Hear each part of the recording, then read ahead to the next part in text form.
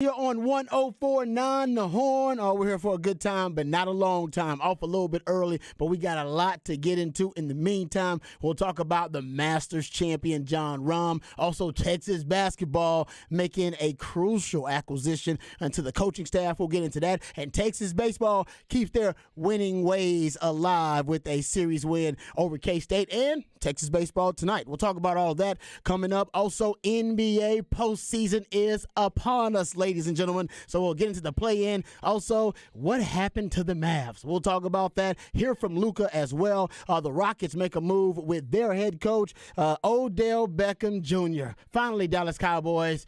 Finally, you can have an exhale. All right, a little relief. The Odell Beckham Jr. saga is over for you because the Ravens decided to sign him to a one-year deal. Also, we'll talk about the NFL draft coming up. The Panthers, they're bringing in Bryce Young, and another report that the Panthers are all in on Bryce Young. All of that and more. Before we do, let's introduce you to the rest of the crew. He was a second-round pick for the Montreal Expos, but a first-round pick for the Austin Radio Network. He originally committed to the University of Texas, but decided to forego the 40 acres to chase his dream in the cheese. Pimping ain't easy, but for him it's a breeze. He is Mike Hardball Hards. What's going on, brother? What's happening? I hope everybody had a great weekend. We had a 3-day weekend. I mean, that's what we're talking about right there. That was a good time, as my man Rob Babers like to say. We're not here for a long time, but we are here for a good time. Damn right. That's what we do. Faux shizzle. But let me talk about my man that sits across from me every single day.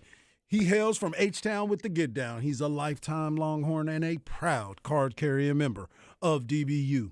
Legendary lifetime and now College Football Hall of Fame Longhorn Derek Johnson said he was the best cover corner he had ever seen. He's a former NFL DB that still has that passion for film study, but he's not a fan of white condiments, but he is a fan of you, the listeners. He is my man and yours, Rod Babels. I appreciate that intro as always. Let's not waste any time introducing the real MVP, one of the hardest working members of the ARN family. He's got a hustler spirit, period. We don't know what he's paid, but we do know that he's underpaid. He is Patrick Davis. What's going on, Patrick? Hey, man, NBA playoffs are here. I know. Patrick's giddy now. Yes, he's. It's your time. Yeah. It's your time.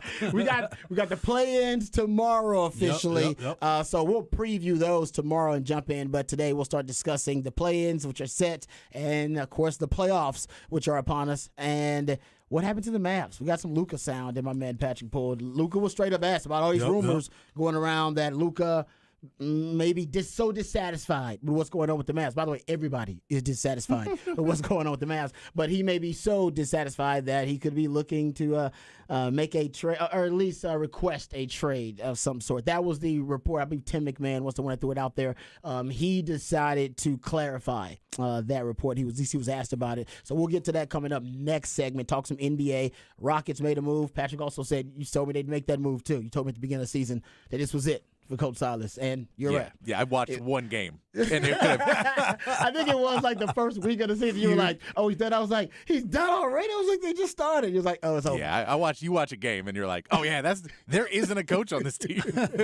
Yeah, so it'll be interesting to see what the Rockets do with their, obviously, they are hoping, along with Patrick Spurs, that they win the Tankathon and get the number one overall pick for Wembanyama. And by the way, have you heard in France that it's like the hottest ticket in France is the team that I did the research, actually. The team that he plays for, it's like the hottest ticket in France right now. I know he left Tony Parker's team and went to another team. Another team, yeah. Yes. And like now it's like they can't even, it's whatever little gym, they basically sell it out. I think it's a lottery to get it in now to try to make it fair, but they sell it out every time he plays. Yeah, you should. They know. He's really good. They're basically they're over That's there. what the rumor is. Yeah, they're basically saying like their vert is going to be the next LeBron James. So that kind of thing. So we'll see. If he comes anything close to that, then hell yeah, it's worth it. Yeah, I was going to say Tankathon. Win the Tankathon. And by the way, the Rockets did all they could do. Yep. Now it's left up to the gods, the basketball gods. Now. They did him just like they did Lovie Smith and they did better. David McCulley. They did better than the Texans,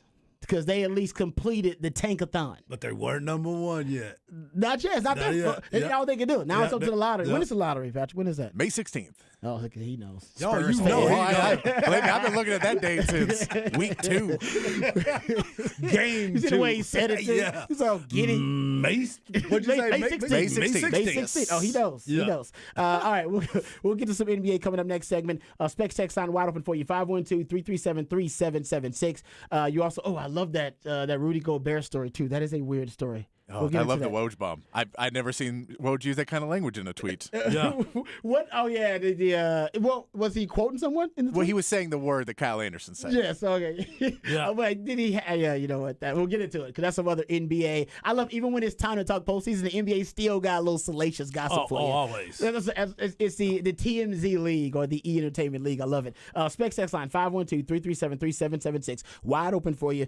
Please hit us up, and we missed you guys straight up. You know Right how on. that goes. Even after a good 3-day weekend, we enjoyed it, but always missed you guys. So hit us up on the Specs X line, or you can do it via Twitter. I am at Rod Babers in the Twitterverse. My man Harge is at Hardball Harge in the Twitterverse, and Patrick Davis at It's Patrick Davis.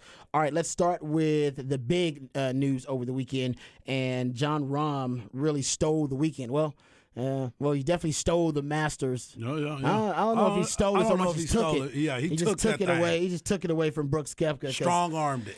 pretty much Debo Yeah. style. Yep. My Masters fool. That's right. My Masters punk. This is my master. But yeah, it was pretty much a Debo. It was drama at the end though, because initially it was a come from behind win basically, because Brooks Koepka was the leader for most of the Masters. He and Rory McIlroy, kind of my guys, I thought were kind of favorites to win it. But John Rahm, a lot of people thought John Rahm was playing some of his best golf and that he had a great chance to win it. He entered the final round trailing Koepka by 2 strokes, shot 3 under, 69 in the final round to finish 12 under. And it's his first Masters win, second major tournament win for him. The other was the U.S. Open, so he's the second Spanish player to do so, to win 2 majors, and I believe the 4th Spanish player to win a major, period. Mm-hmm. So he's making history in the process as well. I mean, I watched the last round, and I got to tell you, it was riveting. I thought it was really entertaining television. I don't know what the rating's going to be because of the weather and how the weather changed up. Yeah, because it definitely changed quite a Yeah, bit. it changed. So I don't know if the ratings are going to reflect that. But I thought it was a successful Masters. Remember, I said I just need the live guys to keep it interesting. You did, and they knew it. They They did knew it. more than kept it interesting. That's I right. mean, hell, I think 12 of the 18 live players made the cut. And 3 players were in the top 6, so they did their part. And then Jordan Spieth had he had an amazing final round. Yep. I mean, it was unbelievable. He made 9 birdies in the final round, which was the most by a player in the final round, and I believe he tied the record. And he just started too far behind. It started in too much of a hole, pretty much. Well, he was up and down. And then all of a sudden he got hot. And we were having lunch yesterday, and my son texted me. He texted me because he was on the other side, and he was like, "Hey, Spieth's making a move," and then he wasn't. Making that move. So it was good to see, and I'm glad that John Rahm won, because all the entire time I was thinking about was you in the NWO style. If Koepka could have went up there and won that thing, and the Phil. fact that Phil made the run. Then Hollywood Hogan made a run at it. yeah. Phil ended up finishing second overall with Koepka. They're tied at 8 under. But yeah, Rahm, I mean, he took control of it. And Koepka basically had a bit of a meltdown, kind of a mini meltdown. Yeah, he was shankopotamus. That's what we like to call that. Where he was I've just been that. We all have. I'm We've that all most of the been time, though, actually. So We've all been in that spot. Sorry right for there. your windows, but you're a really nice house there. But yeah, you're right about that. And then Spieth ends up tied for 4th with Patrick Reed as well. So and Henley also was tied for 4th as well. Yep. But Scheffler ended up in the top 10. A lot of people would pick Scheffler to win the whole thing, and he just didn't play consistent golf either.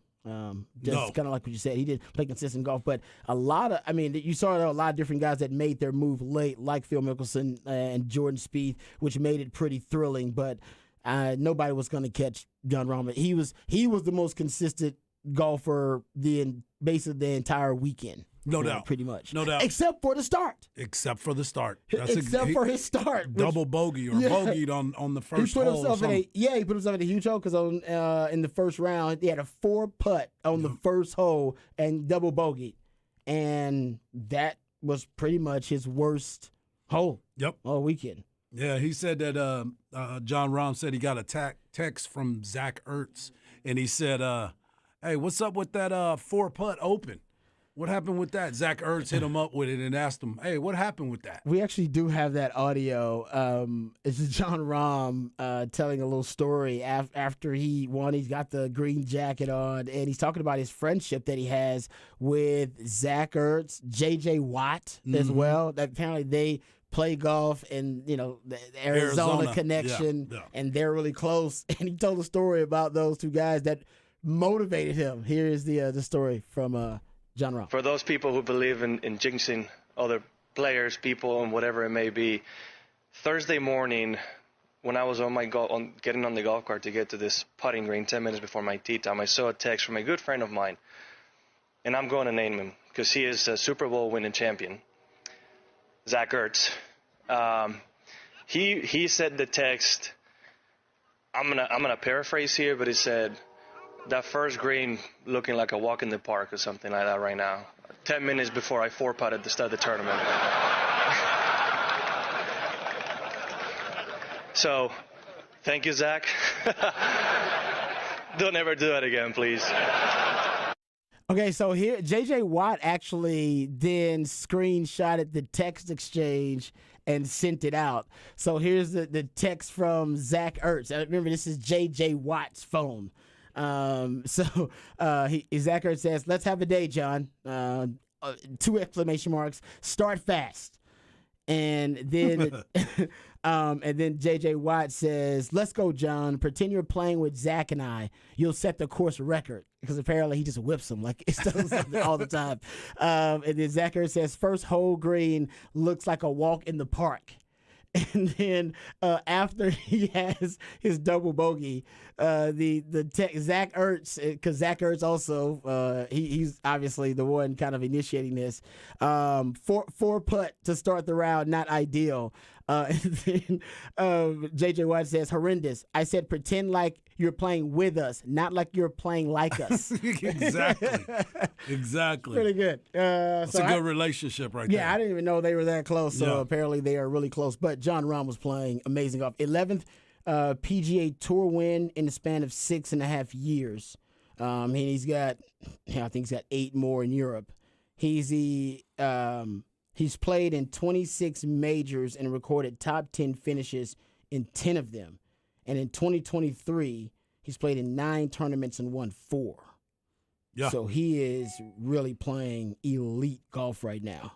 And it's, and if you look at the Masters, he's got 4 straight top 10 finishes in the Masters from 2018 to 2021. Yeah, he's got some skills, man. He's one of my favorite golfers to watch because he never changes his expressions. You wouldn't know if he was winning or if he was losing because he's the same every single time. And to your point about what you said about Schefter, it was his putting that kept it Schefter. Because of Adam Schefter. I was going to say Schefter. Scotty Scheffler. Yeah, so when you were talking about it, it made me think about when he was struggling, it was all because he couldn't putt. His putter was letting him down, and he's normally really good at putting. And this time he struggled with it. He was one of my guys that I had going into this. And as it went on, I was looking at Brooks Koepka, and I was like, he's about to do this. Brooks Koepka is about to do this. It seemed like it, man. But John Rahm, again, very consistent, very, settled all the way through, never changed, and came out and was clutch yesterday. Yeah. I mean, Koepka led for 36 holes, I believe. Yep. I mean, it looked like it was his Masters to lose, but John Rahm actually he took it. He took it from him. Yeah, that's he took right. it from him. If John Rahm wasn't playing consistent and was just hitting great shots, but also having some down moments, and he still would have been in it with him. Right. But it would allowed for some daylight for Koepka. Yep. Man, he just overshadowed Koepka. He allowed for no daylight. And them basically being together too. Right. It psychologically, I think it helped Rahm. Well, they were saying also too the slow play, the pace of play Koepka kind of did slowed complain down. about that. I mean, those guys in front of him overthinking every single thing, but there's a lot of money that's involved in this and where you place. So they're really overthinking it as well. But hey, if I'm trying to get my bread, I'm going to take my time too. Hey, I agree with that. That's real. Yeah, this ain't baseball. This ain't baseball. Hey, they ain't putting you on no action clock, as my man Craig Way like to say. We can throw that joke out Exactly. there. That's quick. All right, Phil Mickelson also, his final round of 65 was the lowest career round for him at the Masters and the lowest by a 50-plus-year-old at the Masters. So he really did show up. I mean, that was great for him. Yep.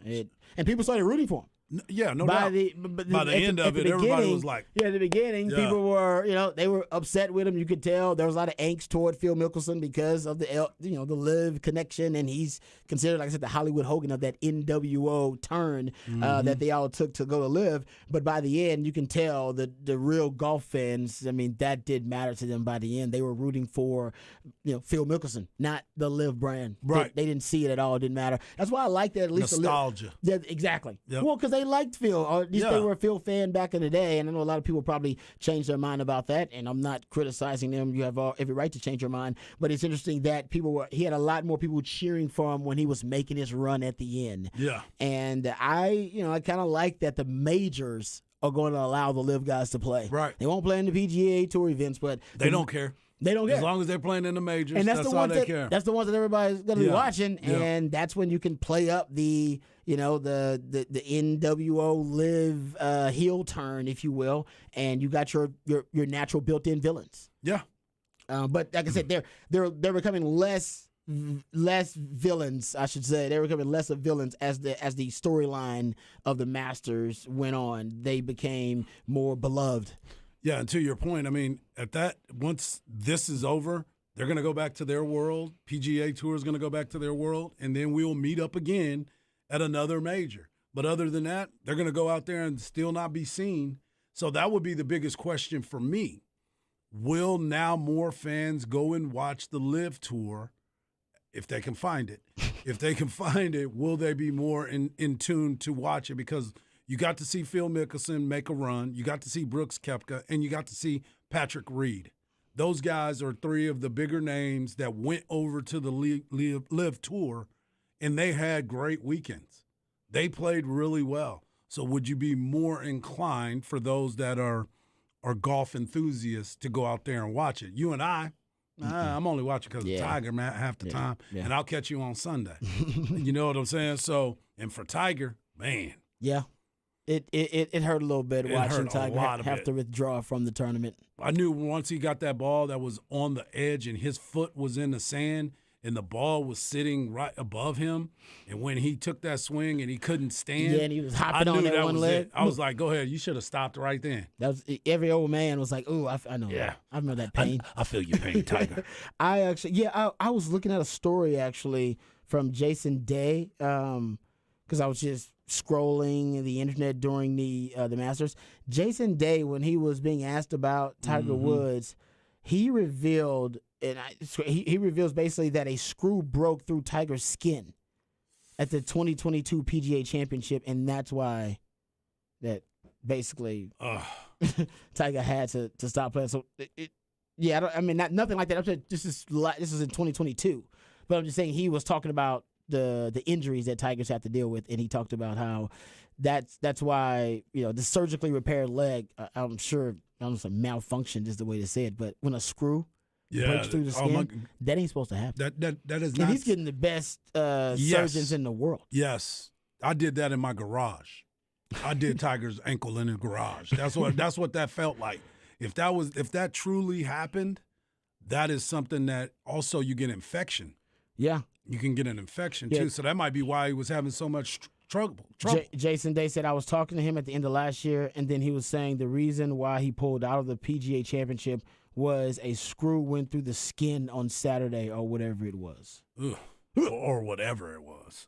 What could it have been? Just casually say that. Exactly. One of the screws that had to be surgically put into my foot came through the skin. All right, Terminator, calm down. Exactly. And I'll be back. Yeah, that's pretty wild. So to your point, maybe Tiger has not really been, and it's obviously not our business, totally honest and forthcoming about how severe those issues are. Very severe. He also, almost lost his leg. Yes. And that was like a conversation. Was not going to be there. That was a real possibility of happening. And if everybody's glad it's not, but even he has hinted he's not going to be playing in the Masters a lot. No.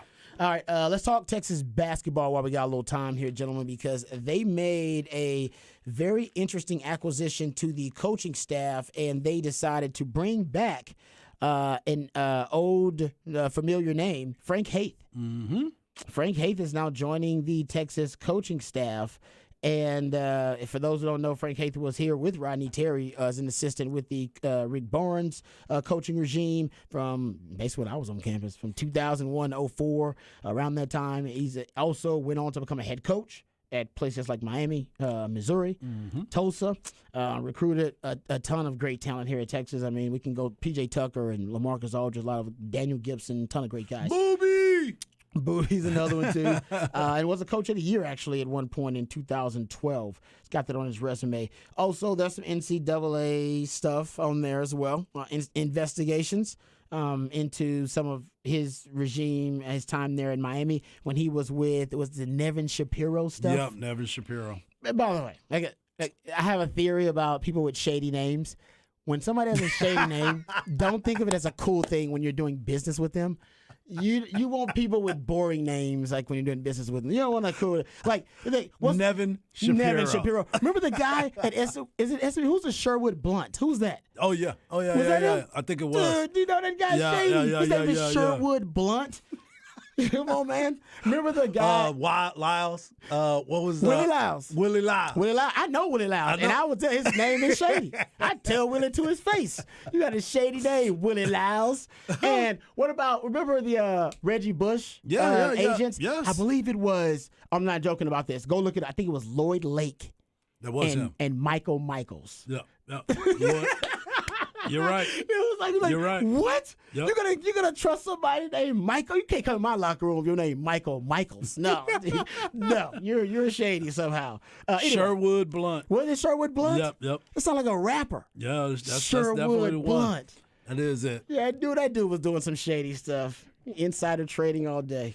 Anyway, let's get back to it. Sorry, sidetracked. Yeah. But he's got some NCAA investigations into his regime there in Miami, but it was because of the Nevin Shapiro stuff, so he was just part of that. I don't know if there are any direct ties to him, but he did have to serve, I believe, a suspension as a result at one point. Okay, your thoughts, though, bringing in Frank Haith as a member of the coaching staff, gentlemen. I'm fine with it. I'm definitely fine with it. Again, it's somebody else that knows the lay of the land when it comes to the University of Texas. He's a hell of a recruiter, as you just mentioned some of the names, and even recruiting people to Miami, Tulsa, going over there and being with Penny Hardaway at Memphis. You start to go out there and recruit those top-level players, and if you can get them to go play there, you can definitely get them to come to the University of Texas.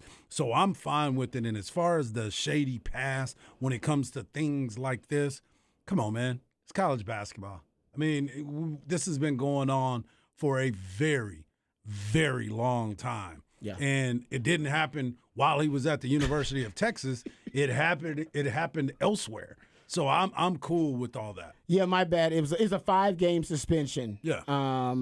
Basically, after 2.5 years of an investigation on October 22nd, 2013, the NCAA handed Haith, who at that point had left for Missouri, had left Miami, but for the Miami stuff, they decided to hand him a 5-game suspension. Mm-hmm. So, I mean, that's the extent of it, pretty much. Not worried about it. Yeah, I have heard nothing but good things about him as a Five recruiter. games is not that much in college basketball. That's what NCAA, we know and especially now. it depends when they're like, oh, it's 5 non-conference games. You're like, oh, I'm not going to be able to coach against Northern Alabama State Technical School. Yeah. It's not as big of a deal in I agree with that. non-conference. When they give you 5 games, like we have to give you 5 because we give you 2, they're against nobody. We give you 1, and then 5 will be like, you'll play 1 good game, you miss 1 good game. I totally agree with that. Yeah. Texter says, don't forget Bernie Madoff. Yeah, that should have been a red flag. Come on. The guy made off. Got made off with a bunch of money. Made off with millions. Yeah. Come on, made off. Exactly. Thank you, Texter. And if people didn't see, also, Rowan Broombaugh has entered the transfer portal from Texas. He was a redshirt freshman this year. The guard, he was supposed to be playing. He was supposed to come in the rotation. I'm not sure if it's because they were bringing A.J. Johnson, if Arturo Morris and Tyrese Hunter are both staying. I don't know if he doesn't feel he's going to get the playing time. Maybe they're talking about someone else in the transfer portal. Who knows what the actual reason is, but he has entered the transfer portal, so he will most likely be gone as always, they always say you can come back. Very rarely do people come back out of the transfer portal. It's rare. So he will most likely be gone. So that is the name right now, the only name from Texas that has entered the transfer portal, but that is your first name at least. Yeah, football has had a couple, but Yeah. football has actually a lot more guys. Football's had a couple. Well, Anthony Cook, I think, went in and came back out. And there's also more basketball schools than football schools just because More of, opportunities. Yeah. Yep. So you're like you can go somewhere and go play basketball somewhere. Speaking of, Inside Texas is reporting that Texas has been very interested, speaking of the transfer portal, it giveth and it taketh away, in the sixth man of the year in the Pac-12, who is now in the transfer portal, his senior guard, Reese Dixon Waters. Mm-hmm. Oh, speaking of the shady names. I'm just joking. I kid him. He'll be on the 40 acres next week. I kid Reese Dixon Waters. You know what? He could do. I would do business with that guy any day. So it's a cool name. But yes, Coach Terry also has. I think there's a picture of him. So they went out to Cali and spoken with him, and they are recruiting against San Diego State, UCLA, other interested parties in the shooting guard. But 10 points per game, 3 rebounds, 1 assist. Last year, hit about 44% of his shots. But Patrick just mentioned you're losing another guard. And you're losing Serge Rice, you're losing Marcus Carr, Tyrese Hunter. We don't know. So yeah. You need to come in and kind of supplement the loss of production you're going to have in the guard spot. And they're hoping he can be kind of one of those Serge Rice stories. Yes. But Serge Rice, that was an amazing story. I mean, you got to be a really good player to come in and try to be like Serge Rice. Texas had a lot of great stories this past year in Texas basketball. Where do we rank the Serge Rice story of all the Texas basketball stories? I mean, you got the Dessous story. I think Serge Rice is the better one. Coach Terry. I put Serge Rice second. Dylan Dessous just because he is a Texas guy and he's from Pflugerville, and to have that into the season, I like it just a little bit more as a Texas guy myself. That's a great point about him being a Central Texan. Yeah, so you're like, to have that thing to grow up in the shadow of the 40 acres and then to come be a part of a legend of, winning the Big 12 tournament, beating Kansas twice in a week, all that stuff, and him being so pivotal in that. I like that story just because it's one of those things where you're like, oh, and this is how the story, and hopefully, because he still has a year of eligibility left, hopefully we get to build on that story. Hopefully. We have not heard anything yet. I'm sure this may be his best shot in the draft as well because of how well he played down the stretch. So we will see. That's all coming. There also is a report that John Riley, the strength and conditioning coach, has left. Yes. That is not hugely surprising. It's a big loss because he's really, really good. Yeah, he's good. But it's not a huge surprise. Because how close he was with Coach Beard. I think he's been with them the entire time. Close. The odds are he's going to Ole Miss, and that was kind of writing on the wall. A lot of people thought that. I know Texas was going to try and keep him, but I think that may have just been pre-decided before Texas did anything. Yeah, and no other coaches have jumped. Not yet. ship, No, as of right now, we know Rowan has entered the transfer portal, and John Riley has stepped down as a strength and conditioning coach. It's a good update. I believe that's only 2 that we've heard have officially walked away. The transfer portal is still open through all of April, I believe, into May. So you still have a while to go at the transfer portal, and we have the draft. If people are going to stick their toes in the draft waters and be able to come back, all of that. Right now, we know Brock Cunningham is coming back. That is where we're at. 100%. That is fantastic. Yeah. We do know, no doubt, man. Ride or die. Brock Cunningham all the time. All right, thank you for that, Patrick. That's a nice little update. Okay, I want to talk some Texas baseball. We'll do that coming up a little bit later on the show because we got Man Hard show. We'll talk about Texas baseball winning the series versus K-State, and they have a game tonight. As a matter of fact, that's why we're off early. So we'll give you a little update on that, a little preview before the show is done. Coming up next, we got to talk about the NBA. Play-ins are set, so the postseason officially starting tomorrow. What's going on with the Mavs and Luka? We'll hear from Luka himself and the Rockets make a move at head coach. All of that and more right here on Ball Don't Lie. 104.9 The Horn.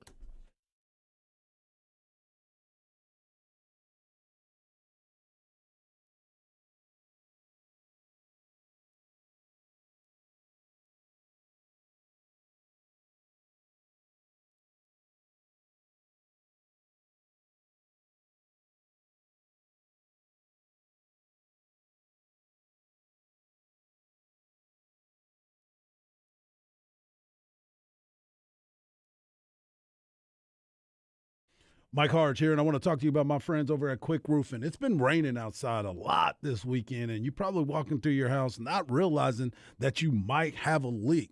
best thing for you to do is contact my friends over at Quick Roofing. Go to quickroofing.com today. You'll get a free, no-obligation inspection. You get 7-year workmanship warranty.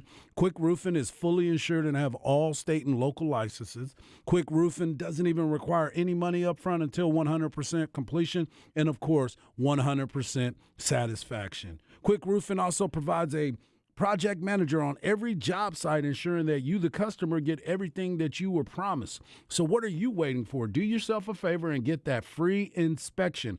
You want to make sure you get this done before all of the rain continues to come back, maybe some high winds. Just get that free inspection. Go to quickroofing.com today. That is quickroofing.com.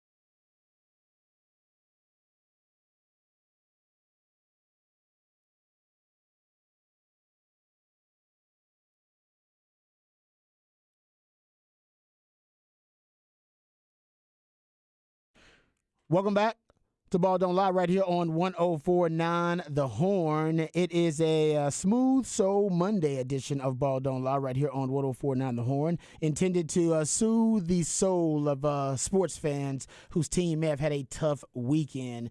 Texas baseball actually had a good weekend. So shout out to Texas baseball. They did. The win, and Texas baseball will be in action tonight because of so they have 5 games coming up in 5 days, correct? Correct. This will be game number 4 of the 5 games in a row. So they've had, this will be 4 of the 5. Because remember, they were not supposed to play Sunday. Yes. They were supposed to play Thursday, Friday, Saturday. Sunday, it gets moved to Sunday. So it becomes 5 in a row. It was supposed to be 5 in 6 days. Yep. Yeah. Well, that's still a pretty tough stretch. It's still pretty tough, but that was Yeah. that was the original plan, and plans changed. Amen, brother. Yes, they do. Ask the Dallas Mavs about them. Plans do change. Most Mavs fans and, hell, even just people watching the experiment of acquiring Kyrie Irving assumed, well, they'll at least make the playoffs, and then we'll get to judge the experiment from there.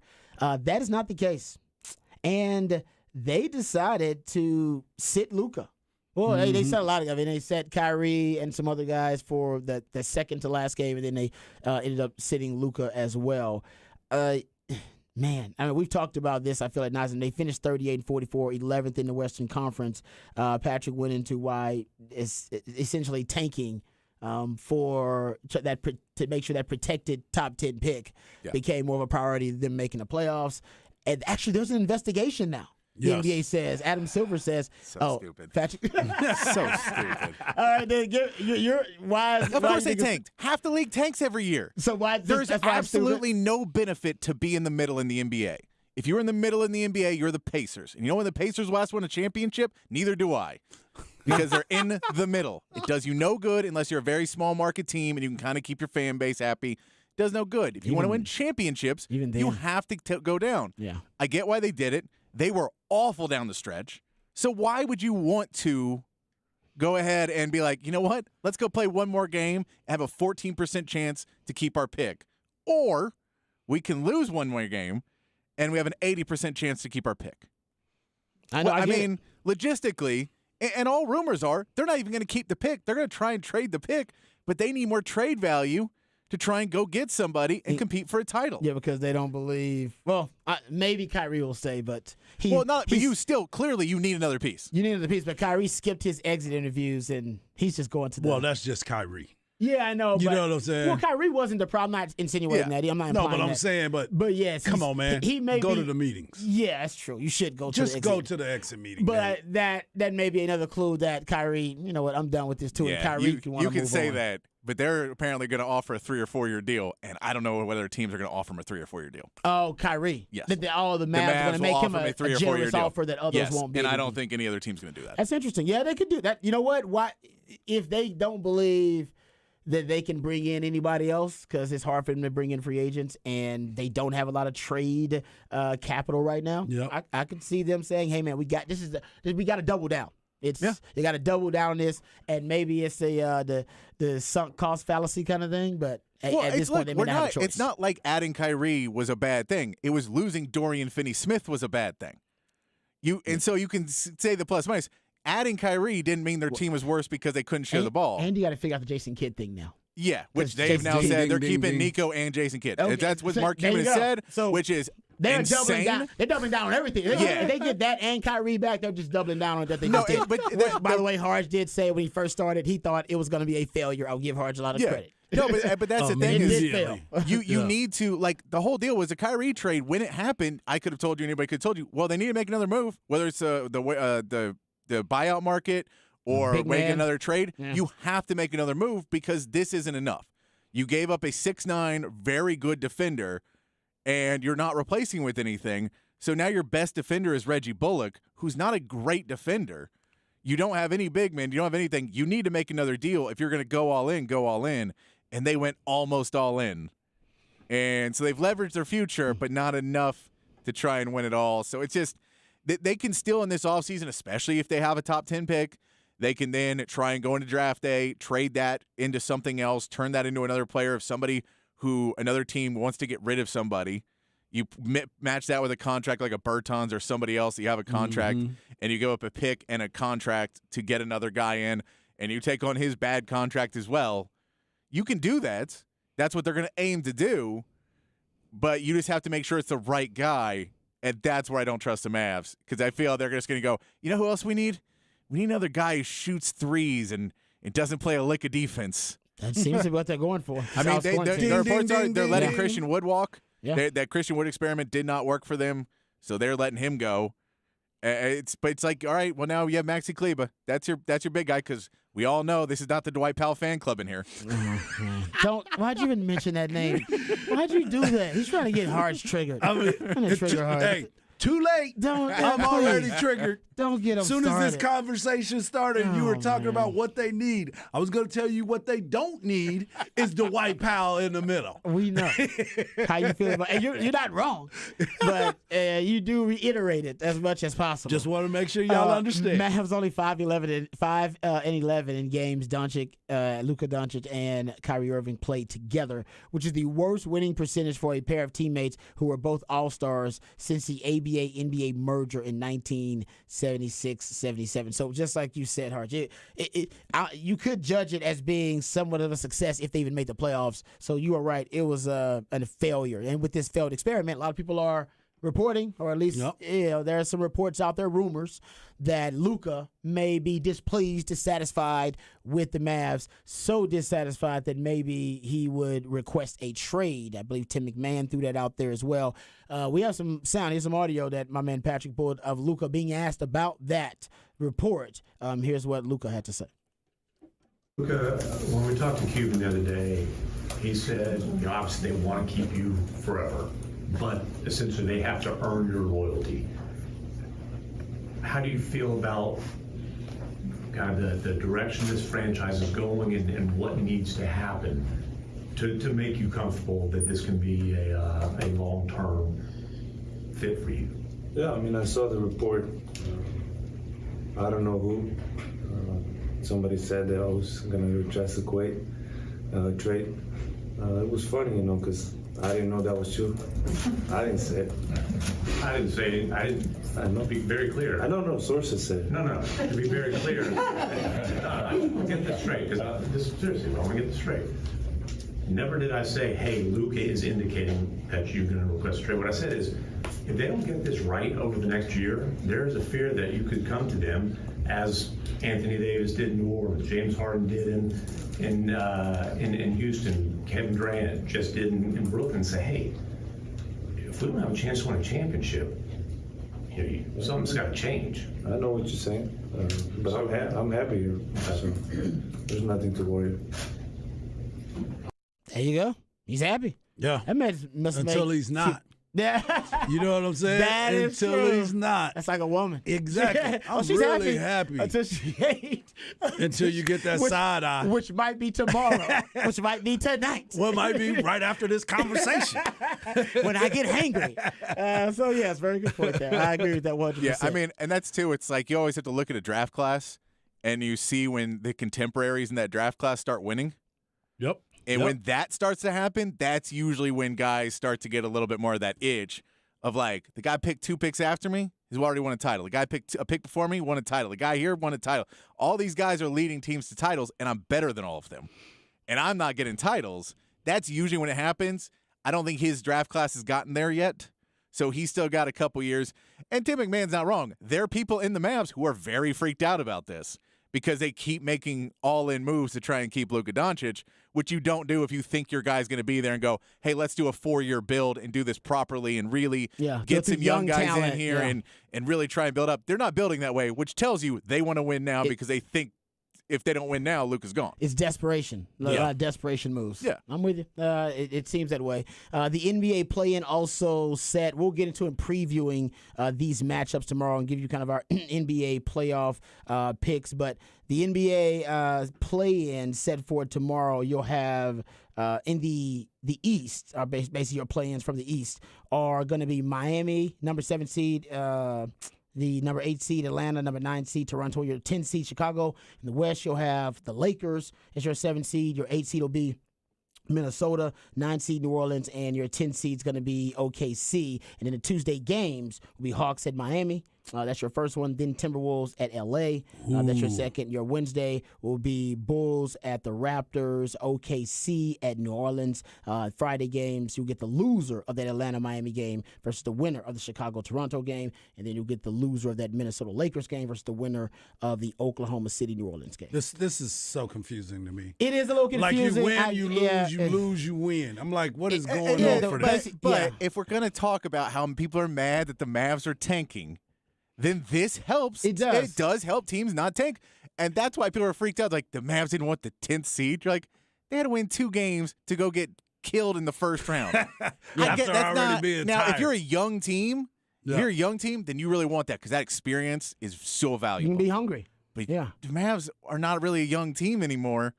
They're just kind of it's Neither Luka are the and Lakers. That's why I love No, it. no, though. no, but the Lakers are trying to great. win. That's why it's Yeah, oh, great. yeah, That's why yeah. it's great because you can get an old aging team, kind of like the Lakers. They're just trying to we're trying to get LeBron one more ring, and they actually can get hot at the right time and Yeah. get healthy at the right time, make a run. But then, like Patrick mentioned too, you can have the hungry team that also you know what, we got nothing to lose. We're here on house money anyway. Let's just go I mean, out like there and Thunder's let it hang. Pelicans. If Yeah. one of those teams will probably get in. If you say Thunders or Pelicans, one of those teams gets in. Those are 2 really young teams. Dangerous teams that they just get confident and start playing confidently. Yeah. No, I mean, we can talk about the Timberwolves and the odds of them still putting this all together when Rudy Gobert has been suspended for the Lakers game because of the altercation with Kyle Anderson on the bench. Oh, we gotta get to that. I can't That'll remember the be guy's off name the right record. now. That'll be off the record, just so you know. One of their guards, one of their best defenders, punched the wall and broke his hand. Yeah. So he's out for the playoffs. They doing real good. What is going on? They getting themselves prepared. Because they were supposed to be good, and they made a terrible trade. Like, that trade, I know they made the playoffs. That trade is worse than the Kyrie Irving trade. That Because is the Mavs unbelievable. weren't going to win anything this year no matter what.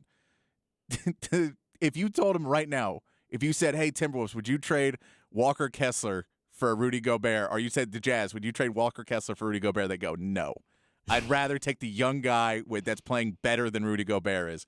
And they trade him as a part of a massive package deal. Yeah. Oh man, this is so much. The NBA it's so weird around this time. They give you the actual game drama, but then they give you a little salacious drama too. So a little stuff for on the sure. side. So we'll get into that off the record because there are a couple of NBA stories that are we know they're very characteristic of the NBA. But also this time of year we'll also get into the actual game matchups of the postseason. We'll do that tomorrow in depth. All right, coming back, we got the flex on the other side right here on Ball Don't Lie on 104 on the Horn.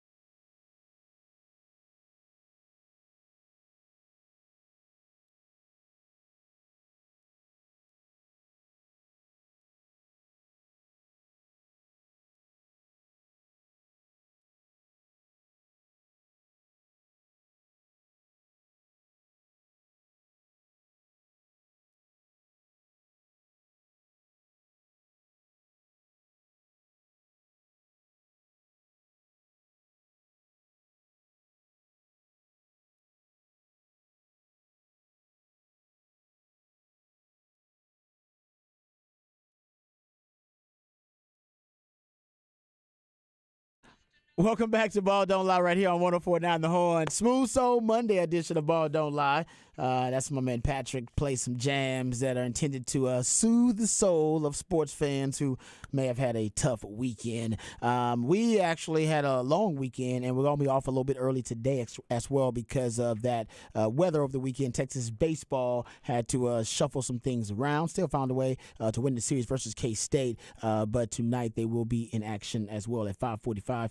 We'll start the pregame for that, so we're off a little bit early, but in the meantime, we got a ton to get into, including your flex. Go to FLXATX.com, FLXATX on all of your social media platforms. As a matter of fact, right there on the FLXATX.com website, you can go check out the UIL Soccer State Tournament information. They got all the details up there for you. That's taking place with the 12th through the 15th. I believe. Yeah, so no doubt. Check that out. Yeah, make sure you get over to Flex ATX and check out all the high school info. Dripping Springs boys will play Allen, so we've got local flavor that will be in the game. 7:30 and Georgetown at Birkelback Field. 4:14 is the date. Pflugerville Conley defeated College Station 4-1 in the 5A division. They will be playing Frisco Lone Star on Thursday at 7:30. In the girls' action, Georgetown beat Belton in a shootout penalty kick 7-6.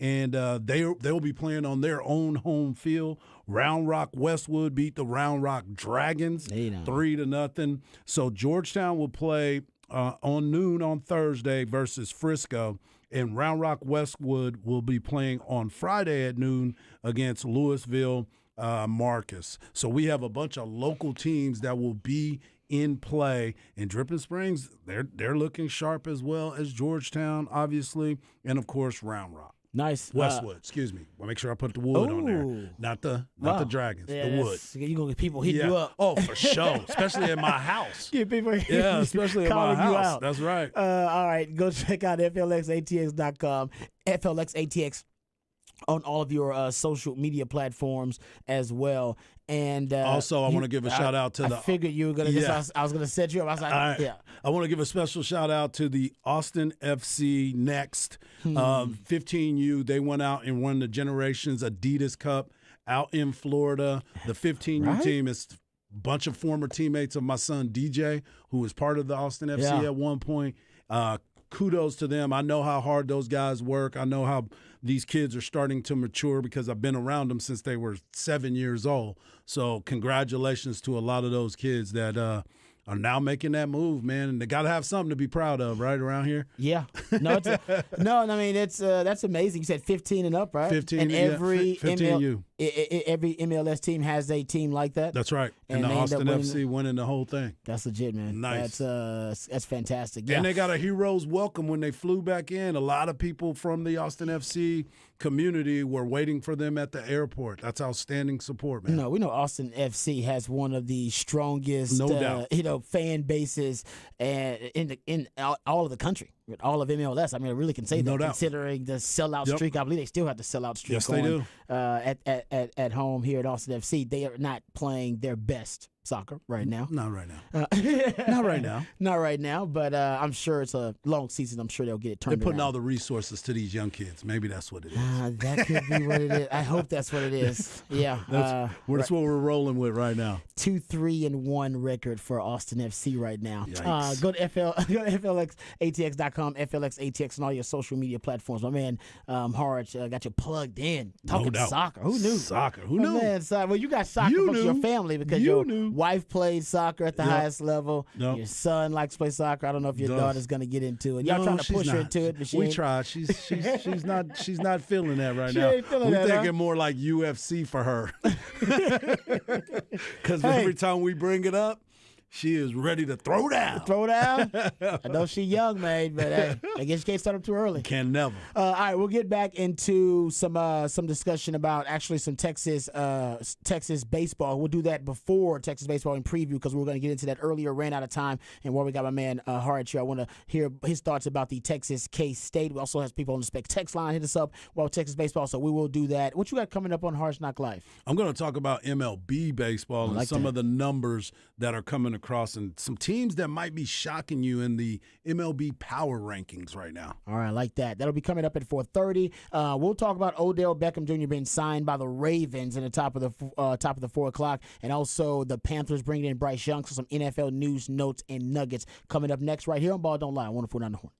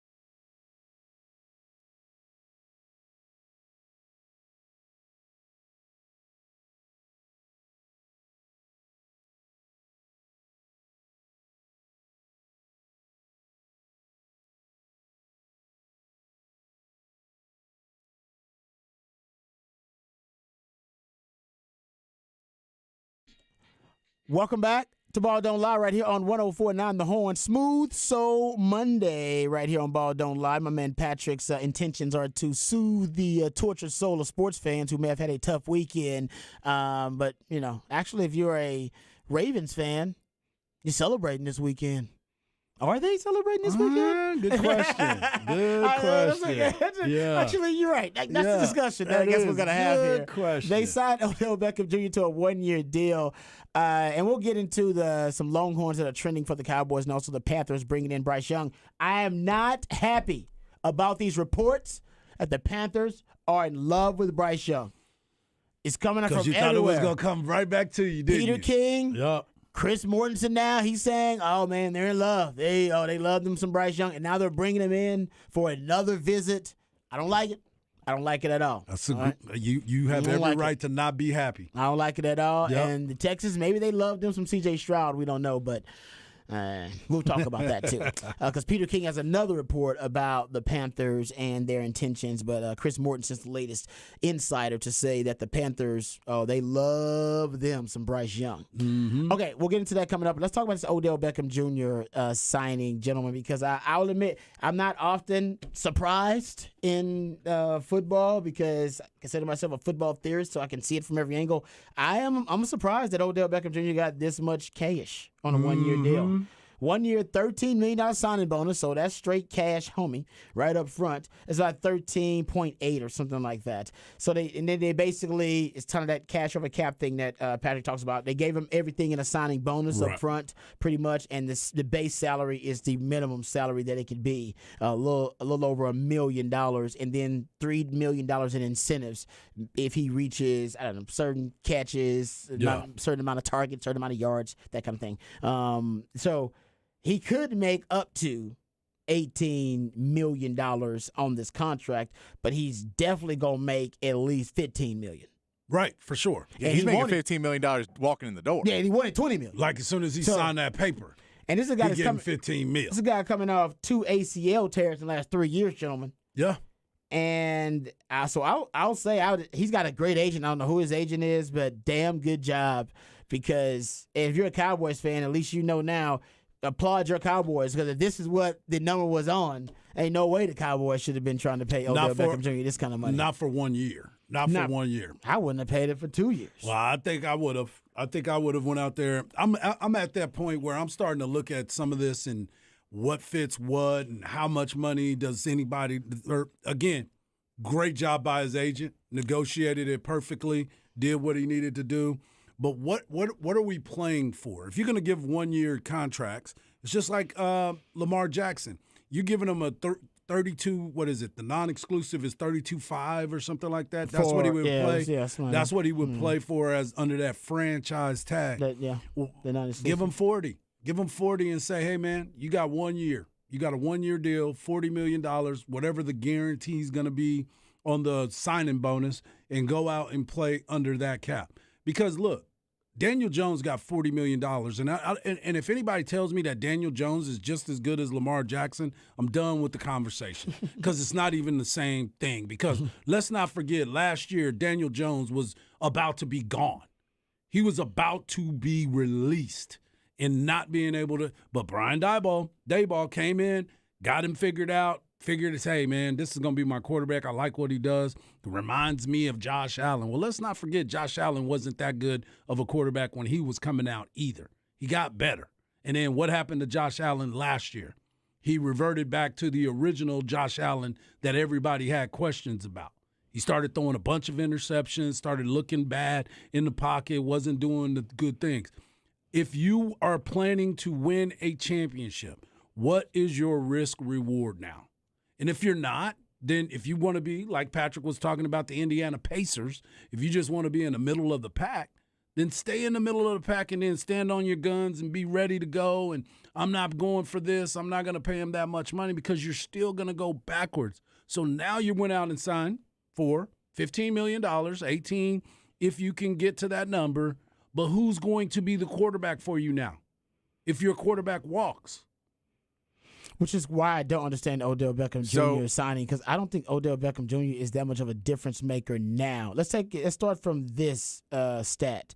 only 3 receivers 30 years or older had 1,000 yards receiving in 2022. And Odell Beckham Jr. is 30 going on 31, correct?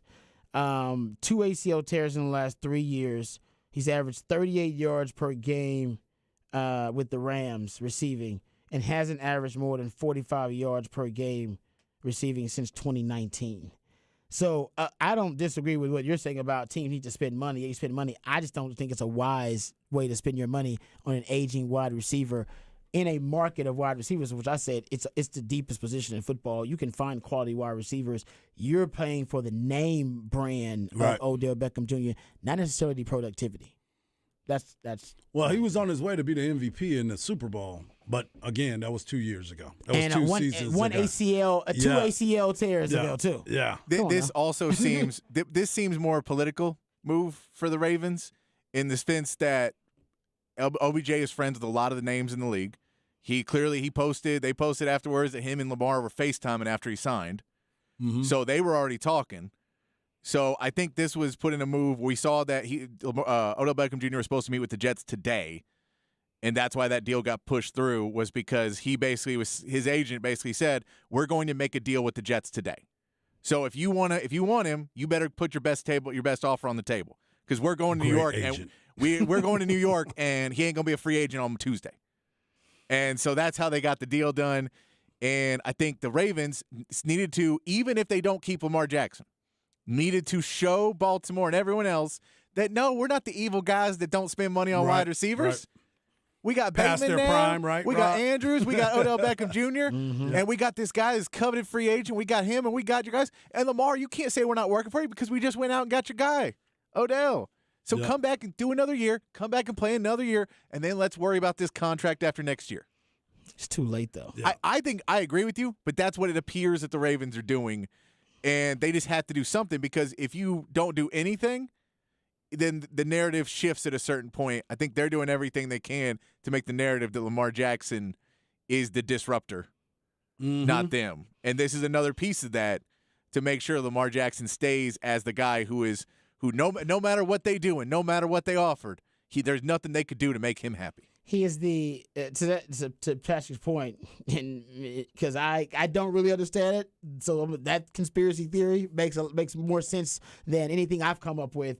If you look at receiver contracts of annual average value and what they've been paid since Lamar Jackson became a starter, he is by far and away the highest paid wide receiver since Lamar Jackson became a starter. He's probably combined with all those people. If you combine all of their money to where he is at. His $15 million a year. The next closest was Willie Snead. He made $6 million per year at one point. And then Sammy Watkins was at $5 million per year at one point. So yeah, you're probably right. You take the next 3 receivers to Hardy's point, you probably can combine their salaries, and they still won't make as much as Odell Beckham Jr. And so another 2 guys after that are guys they drafted. Right. Rashad Bateman and Marquise Brown. And I found a crazy stat. And doing Marquise research. Brown ended up leaving. Ended up leaving, also getting a little cross with the front office, and didn't like the way that they were doing business. And we've seen that before too. But I saw this stat too, and it shows you that the Ravens really do have a blind spot as an organization. And it's crazy. Ozzie Newsome, prior to Eric DeCosta becoming the GM, one of the best GMs in the history of the NFL, he's gonna There's your blind spot. He's going DeCosta. That's you could be right about that. But to the point about Ozzie Newsome, he's gonna go in there twice. He's in the Hall of Fame as a player. He might go in as a GM as well. But the Ravens haven't drafted a Pro Bowl wide receiver since Ozzie Newsome became the GM. Wow. The only franchise in that period of time not to do one. 2002. Yeah, they're the only, and what the stat I had heard was the only franchise you in got that right. period of time that thought, had not done it. Yeah, that's unbelievable. That is like you would think by mistake you'd have lucked into something. They have not. So you combine historically, that's their blind spot, because they've drafted really well. This is a great organization. So historically, that's a blind spot, number one. And then you get back to the fact that. And like I said, I'm not blaming this on Lamar, but there are multiple reports about guys like T.Y. Hilton, Juju Smith-Schuster, that took less money when they were offered more money by the Ravens. They took less money to go elsewhere because they didn't like the Ravens for whatever reason. Could have been DeCosta. Hell, Could have been DeCosta. Could have been. They talked to some other players who like don't go there. Could have bro. been Roman. It could have been. It could have been a number. It could have been a number of different things. I'm not even saying that it's Lamar Jackson. Some people are like, oh, see, they don't want to play with Lamar Jackson. No, it could have been a lot of different things. My point is, they can't really get good wide receivers to save their life. The free agents don't want to go there. They don't draft them really well, and that's why maybe to Patrick's point, not only does this help them in the court of public opinion, but also maybe it's out of necessity. Like, dude, we got to bring in something. All right, because right now, if people break out the numbers like I have and find out that the Ravens have basically been cheap and spent the fewest salary cap dollars on offense in the last 4 years of any team in the NFL, and the second fewest salary cap dollars on the wide receiver position of any team in the NFL in that time span, man, you know what? We might start losing this battle in the court of public opinion. And we can always go, oh, no, we just brought in Odell, paid him $15 million. What are you talking about? We spent a lot of money at wideout. That's exactly what they're probably doing. That's a great point, Patrick. You go out there. But I would just say they really have bad luck with wideouts, and that's one of their blind spots organizationally. Yeah, and I'll say, too, I mean, I keep putting this contract, they keep saying $18 million. It's $15 million.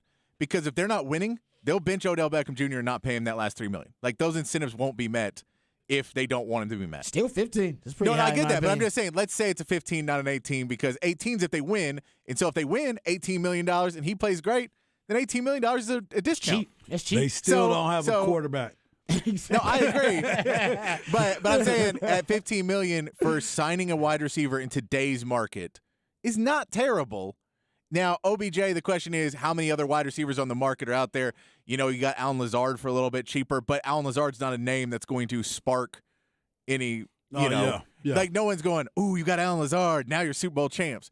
And OBJ at least has that name value that in the court of public opinion will make you look like you did something. And $15 million seems in today's market somewhat reasonable. I bet the Jets probably would have got him for 11 or 12. But with incentives up to 18 probably still too. They just could have had less guaranteed. The Ravens, like I said, I think they've gone from negotiating with Lamar Jackson to playing hardball to lowballing to now they are actively sabotaging this thing. And I know that Odell Beckham Jr. isn't that, but to me, he's not going to help Lamar Jackson's – he's not going to help him advance his passing game. I don't think – because he needs receivers that create separation. And Odell Beckham Jr., God bless him, doesn't really do that on his own anymore.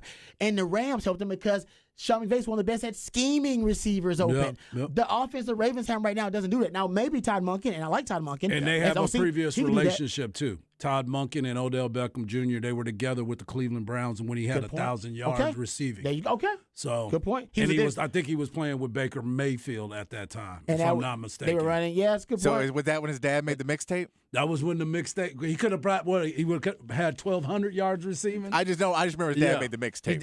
He did. He did. Made, that really started everything. Yep. Yeah. The reason he has a Super Bowl ring now is because his dad. Exactly. Otherwise, he'd still. I can't remember what the name of that song that they put in that. Oh, they put a song in that video that was hilarious. Oh, I can't think of what it is now. Wow. I can't even really remember it either, but I do remember the mixtape. And yeah, Odell's daddy, man. Yeah. Isn't there a Dallas connection with Odell's dad? There's a Temple. 254. Okay. Oh, why did I say it? Yeah. I just did it. Hey, I didn't go crazy. I didn't go crazy. You set yourself up, dog. I did. I set myself up. You played yourself. You played yourself, dog. I'm just letting you know, man. I'm just letting you know. I was like, I think I remember. Yeah, I remember because Harge mentioned it. Exactly. I can hear you subconsciously in my head. Yeah. I like that. All right. There you go. So Odell signing with the Ravens. Still got to figure out the Lamar Jackson situation right now, but we haven't had really an update on the Lamar Jackson. I think the next update on that will come post-draft. Yeah. Right? Well, I mean, I think that's the smart way to go about it. Well, because then teams that need a quarterback will have a little more clarity on where that is, and if somebody's going to be traded, you can – because – there's a lot of talk now about trades, and those trades are mentioning this year's picks and next year's picks.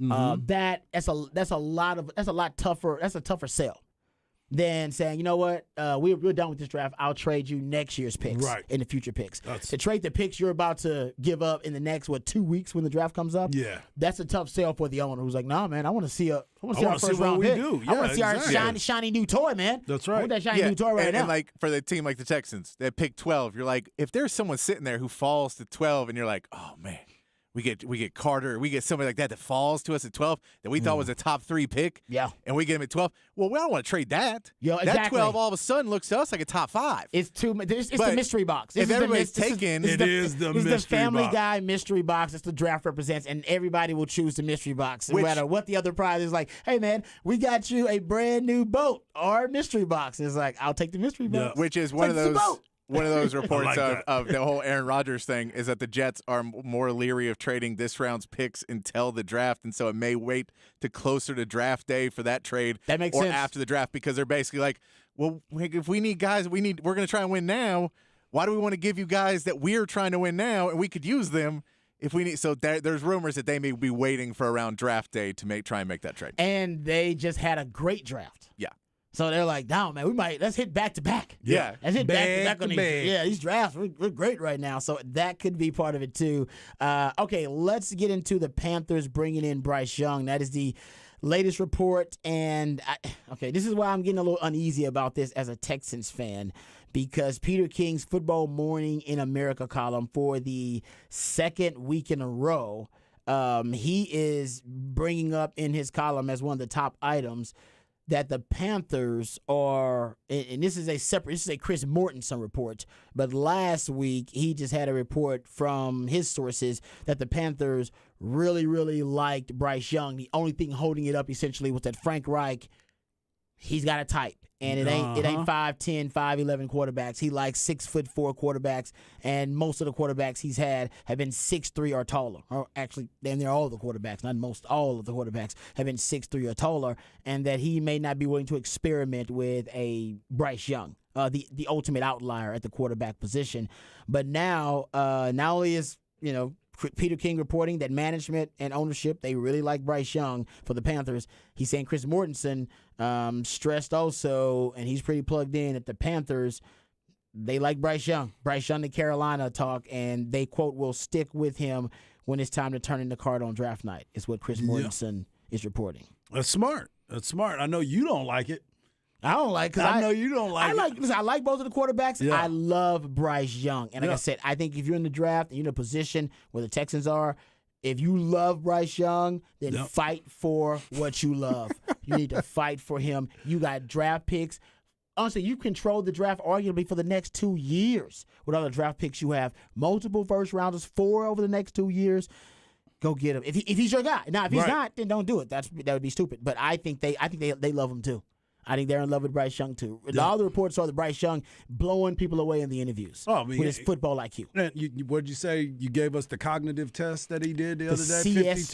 CS2 test or something like that, whatever it is. 52. He got like the highest score that they'd ever seen or something like that. He's like in the top percentage. Yeah, said he's got the highest score of all the quarterbacks this year.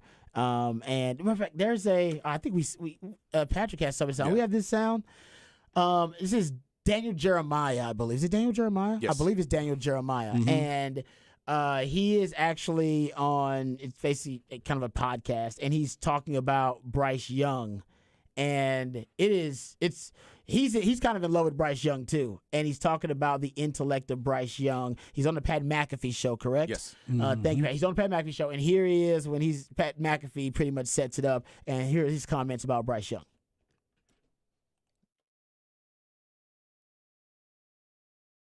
Yeah, off the charts. You've put Off didn't the charts, didn't you the tweet I read is Daniel Jeremiah accidentally leaks that Bryce Young's the smartest player in this draft or something like that. I think that was the tweet I read. Is that accurate report or not? Yeah, I'm sure. I'm sure that's out there and exists somewhere. I would say I would not refute that report that he's the smartest quarterback in this draft. Let's put it that way. Wow. There you go. The smartest. He's not going to refute that report. So basically, if you have a problem with his height, his physical height, think of him as an intellectual giant. And then maybe He's standing on books. There it is. There it is. That'll change the conversation. And so if you're the Texans right now, either you really love CJ Stroud and you're keeping your mouth shut because you're hoping that he falls to you at 2 and that's your whole thing. So that's maybe one path. Mm-hmm. If you're a Bryce Young guy, You need to put as much press into C.J. Stroud and make him look like the best player ever and leak out as much information about how he's a genius and everything else because owners love people in the news, and C.J. Stroud ain't been in the news since Ohio State finished their season. I love it. So you're saying the Texans need to get into they need to get into a propaganda game. Yes. Yeah. Because no one's talking about him. Yeah, and they pump. So if you really love Bryce Young, you start pumping up CJ. Yeah, so get him and get his press up. And so then the Panthers have a decision to make. But they don't have a decision right now because no one is talking about C.J. Stroud. And fortunately for you, Frank Reich he's on your side because I think he wants C.J. Stroud, but reportedly the Panthers ownership. But you have to make him the hot topic. And you look at him, prototypical football player. Hey. He is the LeBron James of football. Wait, look at this guy. He's about to redefine a generation. Get that out there. No, I think you're onto something because if you're the Texans, let's just say the hypothetical is both of y'all are in love with Bryce Young. That's it, right? Both of y'all in love with Bryce Young. And you're a Texans that too. If you're not going to trade up to go get him, which is what the Panthers, I think, want anyway. They would love to have basically name their price for whatever the Texans are willing to trade for Bryce Young, and I'm sure it would be way too much in terms of draft value just to move up one spot. But Kim Kardashian, Nicki Minaj, Serena Williams size, Cardi B size, Megan Thee Stallion size, but is if you are in love with Bryce Young, you believe he's the best quarterback in the draft, then you got to go get him. You got to go fight for him, as I said. So I would either trade for him or Patrick's right, then go full-on propaganda mode. You got to. And just start putting out there that C.J. Stroud, that he's not obviously behind the scenes, but put out there that he's the guy. Because right now, all the reports are that Bryce Young is separating with all these visits with his football IQ. Yeah. That he's just unbelievable on the dry race board. Separating himself from everybody. I think Steve Smith said basically that everybody that he's talked to say that C.J. Stroud is a good player, nothing wrong with him at all, but that Bryce Young, basically football IQ-wise, is on another level. Like he is elite with the processing of defenses. Which makes sense when you watch him play. I agree with that. Because it's, you know how hard it is to keep your eyes downfield and run when there's a pass rush, and especially when you're 5'9", 180 pounds, it's pretty hard to ignore big humans running at you. And he's able to do that at an elite level. Mm-hmm. I know. It's crazy. It is. The game film would tell you that he has an elite ability to decipher defenses and make decisions in clutch. That was what the stats and what the game film would tell you. But if you're the Texans, either you better trade up, and either way, and here's the other deal. If you're going to take C.J. Stroud, give some good press to C.J. Stroud because, honestly, your fan base is going to be pretty pissed off when you get him at number 2, and no one has talked about this man since he played his last game at Ohio State. Well, we've talked about Will Levis. We've talked about Anthony Richardson. We've talked about Hendon Hooker. We talked about everybody else that's on this board.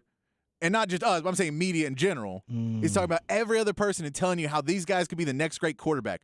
And no one is saying C.J. Stroud could be the next great quarterback. No one's saying he's going to be a bad quarterback. They're saying nothing about him whatsoever. That's a good point. So, I would take C.J. Stroud. You prefer C.J. Stroud. I do. You prefer Stroud. I do. Okay. All right, let's will lead up the PR department for the Texans. I like both quarterbacks. I do too. I think I'm falling in love with Bryce Young. So to me, you can't go wrong. And I'm not talking about these guys got to all go out there and play. So we get that. Yeah. But I'm saying on the surface, I have no problem with either one of these quarterbacks, whether they go 1 and 2 or if it's Young or Stroud or Young. I think both teams are going to get their quarterback. It's who do you prefer? Well, you know what I'm saying? Like as management, who is your upper management? Because you think you got a home run pick, even if it is Bryce Young, but you messed it up. So now the conversation, you messed that up. So you got to get what you get and don't throw a fit like your parents used to say to you. Yeah. You did that to yourself. That's why I don't like it. That's why if I'm in Texas, I trade for the number 1 pick. I want to control the draft. And you can think about this during the break. We can go with it.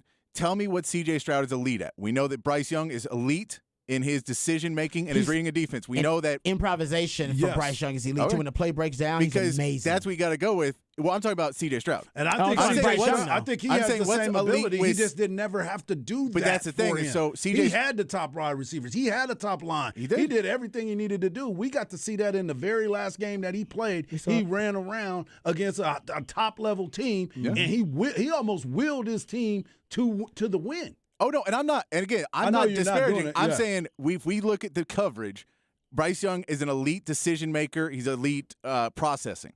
We know that Will Levis has an elite arm. We know that Anthony Richardson has elite athleticism. And I don't think there's anyone coming out with anything saying that C.J. Stroud has one X-Man ability that puts him above anybody else. He's just really good at everything. And so that's I the love question that. is, when you want that one characteristic, you can go on him, and I'm not sure what his is. And if you can find that out, then it becomes much easier to go, oh, this is what this guy can do. But I think he's just really good at pretty much everything. So he's 9s across the board, but there's no 10s. But I guarantee you this, and the thing that you said, Will Levis got flaws. He's got an elite arm, got a bunch of flaws. Anthony Richardson, flaws. Got elite everything, but got flaws. Yeah. We haven't heard any flaws Exactly. on C.J. Stroud. So that's the thing that I like about it is like, you got a calming person from every level, whether it's the big throw, the outs, the stops, the goes.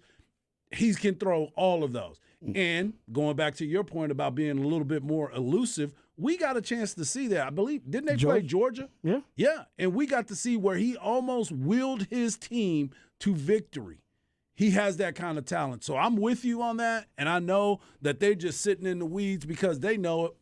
They go in 1 or 2 anyway. Yeah. No, it's a good point about him. I mean, the big flaw in Bryce Young is he's small. Yep. He's not only small, short-wise, he's slight, too. Yeah. He's less than 200 pounds. He light in the cooler. Yeah, he's light and he's short. So maybe that is C.J. Stroud's, maybe that is kind of the one thing that sets him apart is that he doesn't have a tragic Shakespearean flaw about his game. And the rest of them do. The Shakespearean flaw about Bryce Young that makes him an ultimate outlier is his height and his how slight he is. Height and slight.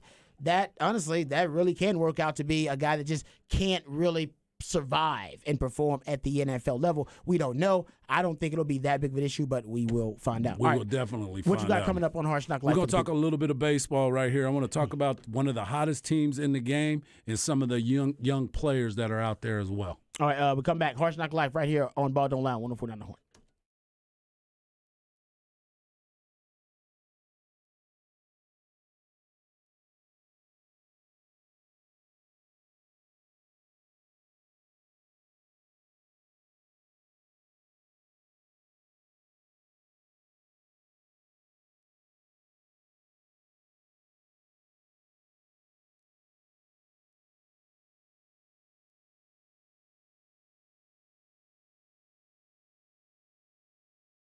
Mike Harsh here, and I want to talk to you about my friends over at Pest Wranglers. Go to pestwranglers.com is where you can go to find all your pest control needs. Pest Wranglers is locally owned. It's a small family business that's been around since 2006, and its great basic principle is great customer service leads to happy customers. I'm all about that, and you know if I'm involved with it, it has to be something that's going on that is right. Pest Wranglers can service most of the Central Texas area. And if you're needing help with mosquitoes, termites, rodent control, inspections for residential or commercial properties, please give Pest Wranglers a call at 512-670-7808 or go to the website at pestwranglers.com. Pest Wranglers won't make you sign a new contract for anything because the best way to keep your customers happy is to keep your customers happy. They got 5-star ratings on Google, Yelp, Angie's List, and all other referral websites. And my Pest Wrangler of the week, it's got to be Dylan Campbell. Dylan Campbell is one of the hottest hitters for the University of Texas. He is hitting 429 in Big 12 conference plays. He was 15 of 35, 4 doubles, 2 triples, and, of course, 5 stolen bases. If you want to have a pest of the week, and I know this rain also gets those pests all fired up, go to pestwranglers.com.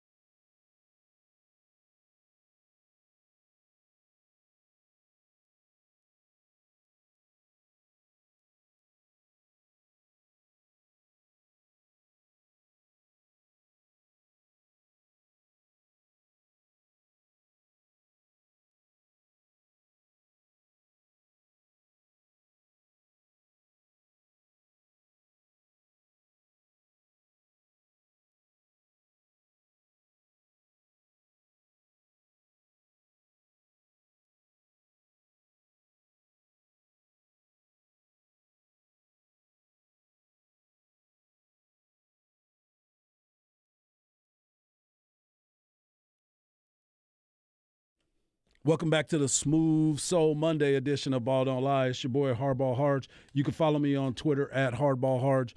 You can follow my man Rob Babers at Rob Babers. And, of course, the man behind the glass, you can follow him at It's Patrick Davis. Also, we love it when you're a part of the show, so hit us up on the Specs text line 512-337-3776. And I know that the baseball season is just getting underway. We're still in the first month of April, started March 31st on some games, March 30th in others. Minor league season is underway, but there are some teams that we didn't have a lot of conversation about early in the year, and The Athletic does a great job of putting together some of their power rankings, whether you agree with them or not. That's the beautiful part about it. It's theirs, and I like looking at it because they have some great information when it comes down to these power rankings. I also have MLB and some other sources that I go to get some of the information that I either agree with or don't agree with. And they have their top 10 rankings out there. And I'm just going to go through the 10. At the bottom of the 10 is the New York Mets. Now, mind you, some of these records are not going to be part of what you normally see, right? So if you're looking at the power rankings and I'd say the New York Mets, and they're 5-5, you're like, well, dang, that ain't that good. But some of it has to do with the teams that they were playing, who's coming back. Verlander's still not part of their rotation yet. So there's other guys that are having an opportunity to step up and try to make their way. Well, some of it is you start looking at the batting and who is the best hitters and who's going to start off good and start off bad. Some of these guys just aren't there yet. And we've talked about that before with the Texas baseball team, University of Texas. I said some of these guys that don't have good hitting numbers, they're going to get it going. I just talked about Dylan Campbell in the break, and we'll talk about him a little bit later. But he is one of the guys that he started off, everybody's like, oh, he's not doing well. Well, he's over 300 now. He's hitting like 419, 420 for the in conference play. So his average has jumped, and he's done what he needed to do. So the New York Mets come in at number 10. The Minnesota Twins are 6-3. They've got some tough players, pitchers-wise, and they have some position players that are doing a good job. Carlos Correa, he's not really tearing the cover off the baseball, but we know what Carlos Correa is going to bring to the table.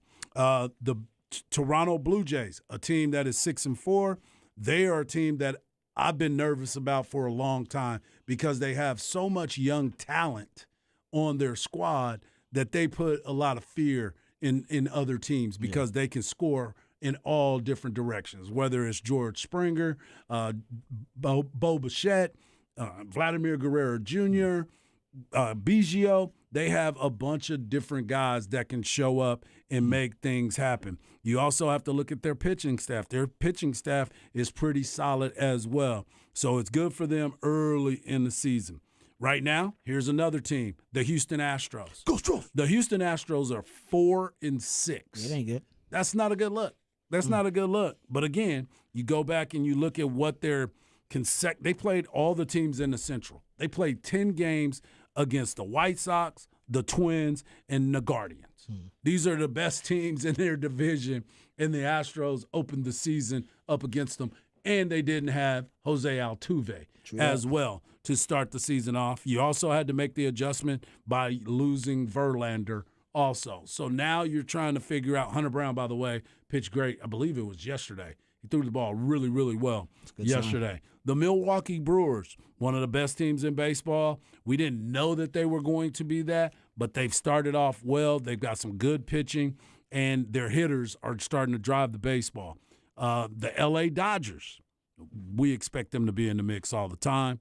We'll just see what happens. But they're 5-5, but they started off against the Padres. They started off against the Angels, and they've also had a tough go against the Arizona Diamondbacks. So that's another team too, but we know that they're going to be in the mix. The Atlanta Braves come in at number 4.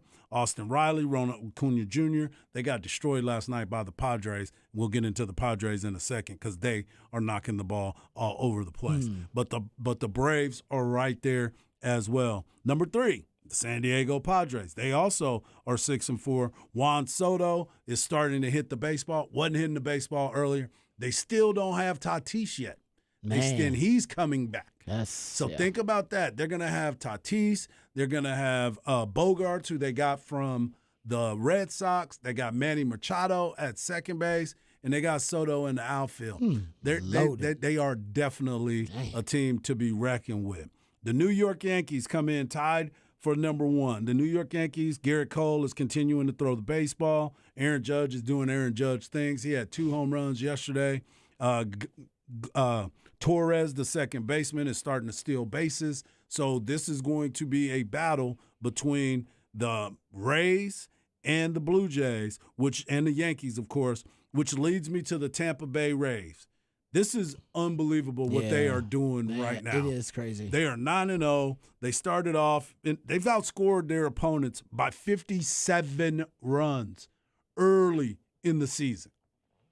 Outscored their opponents by 57 in 9 games. They are out there doing some things that you've never, ever seen before. They got Randy Arozarena, the outfielder, and, of course, the kid that I told y'all about, Wander Franco. He came up last year, and I was like, this dude's going to be Rookie of the Year. He's that talented. He was one of the best baseball players in all of minor league, came in, started playing shortstop. He was dealing with a couple injuries here and there, but he seems to be in the best shape of his life, and their pitching staff has been top-notch as well. We always thought they were going to do well pitching, but they've got 3 guys right now, Drew Rasmussen, Jeffrey Springs, not Jeffrey Springer, Jeffrey Springs, and Shane McClanahan, who McClanahan was part of it last year. He was in the running for Cy Young. Those 3 are the ones that have been dealing for them. And again, let me bring this back to you. They're 9-0, and they have outscored their opponents by 57 runs already. Can I add to that stat? Go ahead. It says the Tampa Bay Rays are the first team since 1884 with a run differential of more than 50 over their first 9 games of the season. In 1884, the mound was 50 feet from home, and it was the first year pitchers were allowed to throw the ball overhand. Ain't that crazy? That is a great stat. What the first hell, time they man? could throw it overhand. So, like, to your point, we ain't seen a start this hot in the history of Major League Baseball for a team. Which is dominant, whatever way you want to say it. Very, very dominant. So this is something that you want to continue to look at now. Obviously, it's early in the season, just as bad as some of the teams were that we had to be patient with. It's the same thing here. I mean, Rod just gave you the numbers and the stat about the last time it was 1884. 1884. And they just learned how to throw overhand. That is something that is going to come back and get even pretty soon. But right now, enjoy the ride, enjoy the numbers, and enjoy the Tampa Bay Rays. I don't think anybody's ever talked about enjoying the Tampa Bay Rays, except for my man Chipper Jones last year when he said make sure you pay attention to him, but then they had a bunch of injuries, and it changed everything. Saw it coming. He saw it, and here they are right now, 9-0. It has been a very, very impressive start. That is. I mean, what's the biggest surprise so far of Major League Baseball season? Just surprise storyline period overall. Are the Rays it? The Rays would be it. I think the Guardians being 6-4 are still good. I think the negative story, they still are high on the power rankings. I will give the Texas Rangers, they're 5-4, and they come in at number 16 on this deal. And remember, this was a team that started off very, very slow. Last year, they started off a little slow this year, but they got great pitching. I think it's going to even out. I think a lot of their youth is about to step into the limelight as well. Now that they're gotten their feet wet at the major league level, Bubba Thompson almost hit for the cycle yesterday. So he's another guy that is very, very talented as well. But I think that would be one of the teams. And I think the other big story I would look at is the Chicago Cubs. What are the Cubs going to do? They're still trying to figure it out. Their defense is not very good, and they thought that their defense was going to be a major part of the success that they had. They went and got Dansby Swanson, but they were trying to get Bogarts. They were trying to get Trey Turner. They thought that they were going to get Corey Seager at one point, and I'm not saying Swanson's a bad dude. He was the number 1 overall pick, but he isn't that. Yeah. And a lot of their guys that they thought were going to be good, they're just not good right now. Yet. Yeah. Hopefully. Well, Yeah. Cubs fans are probably like, oh, here we go again. But I would say hold off a little bit. Let's just see what happens. All right, Harge, you buying into the Dusty Baker? Hey, man, we need to play these guys now because we're going to need them later in the year. I'm all in with on Dusty. the Mauricio Dubon and not playing Chas McCormick in the center field. Everyone's like, the stats would tell you Dubon is no good right now. Right. And Hensley's better, and Chas McCormick's the best center fielder we have. Yep. But Dusty's like, dude, if we don't play him now, they ain't going to be ready, Right. and injuries will happen, and we're going to be screwed. We're going to be throwing them in there in the first place. So I would like to just let them go. Okay. So This is when you basically the growing pains. This is the time to have them. absolutely. Let's just keep saying we got that World Series hangover. Yeah. If you're the Astros. Well, yeah. Because there are a younger group of players that have had success.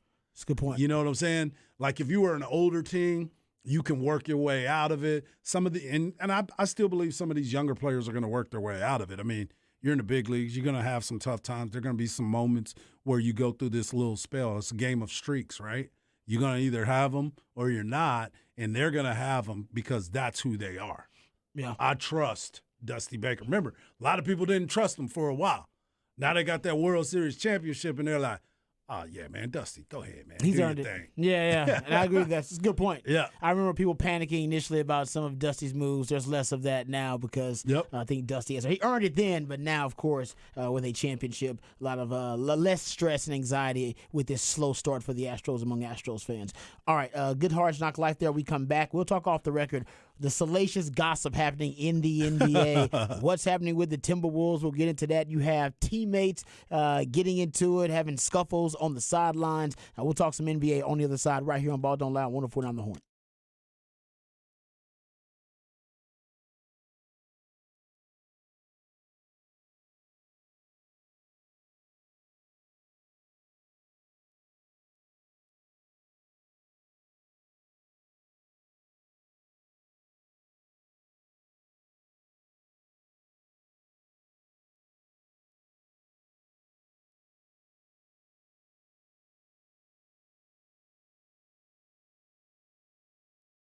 Hey, what's up, folks? Lifetime Longhorn Rod Babers here. Let me tell you about my favorite go-to tequila. It is Hot Cat Tequila. As a matter of fact, over the holiday weekend, I got a chance to toast with some Hot Cat Tequila, and you should do the same thing whenever you get a chance. The Cat stands for cinnamon, agave, and tequila, and the recipe is just as simple, just as delicious. It's just cinnamon, agave, nectar, and tequila. That's why it's so light. That's why it's so smooth. It's a tequila lover's dream, and if you're not a fan of tequila, Hot Cat Tequila will make you a fan of tequila. It will turn any event into a party, and every party feels like a celebration. So celebrate and turn up with Hot Cat Tequila. Once you try Hot Cat, you won't ever go back to that old cinnamon whiskey or that cheap tequila you were ordering rounds of when you were just trying to get the party started. So turn up your party or turn up any event with Hot Cat Tequila. It's the best way to pregame for all the big games, concerts, festivals, or any night on the town with family and friends. Hot Cat Tequila is best served cold for a quick round of shots or to sip on the rocks. So visit cattequila.com. That's cattequila.com to find a store near you that sells Hot Cat Tequila or to find a bar near you that serves Hot Cat Tequila. Toast and turn up with Hot Cat Tequila.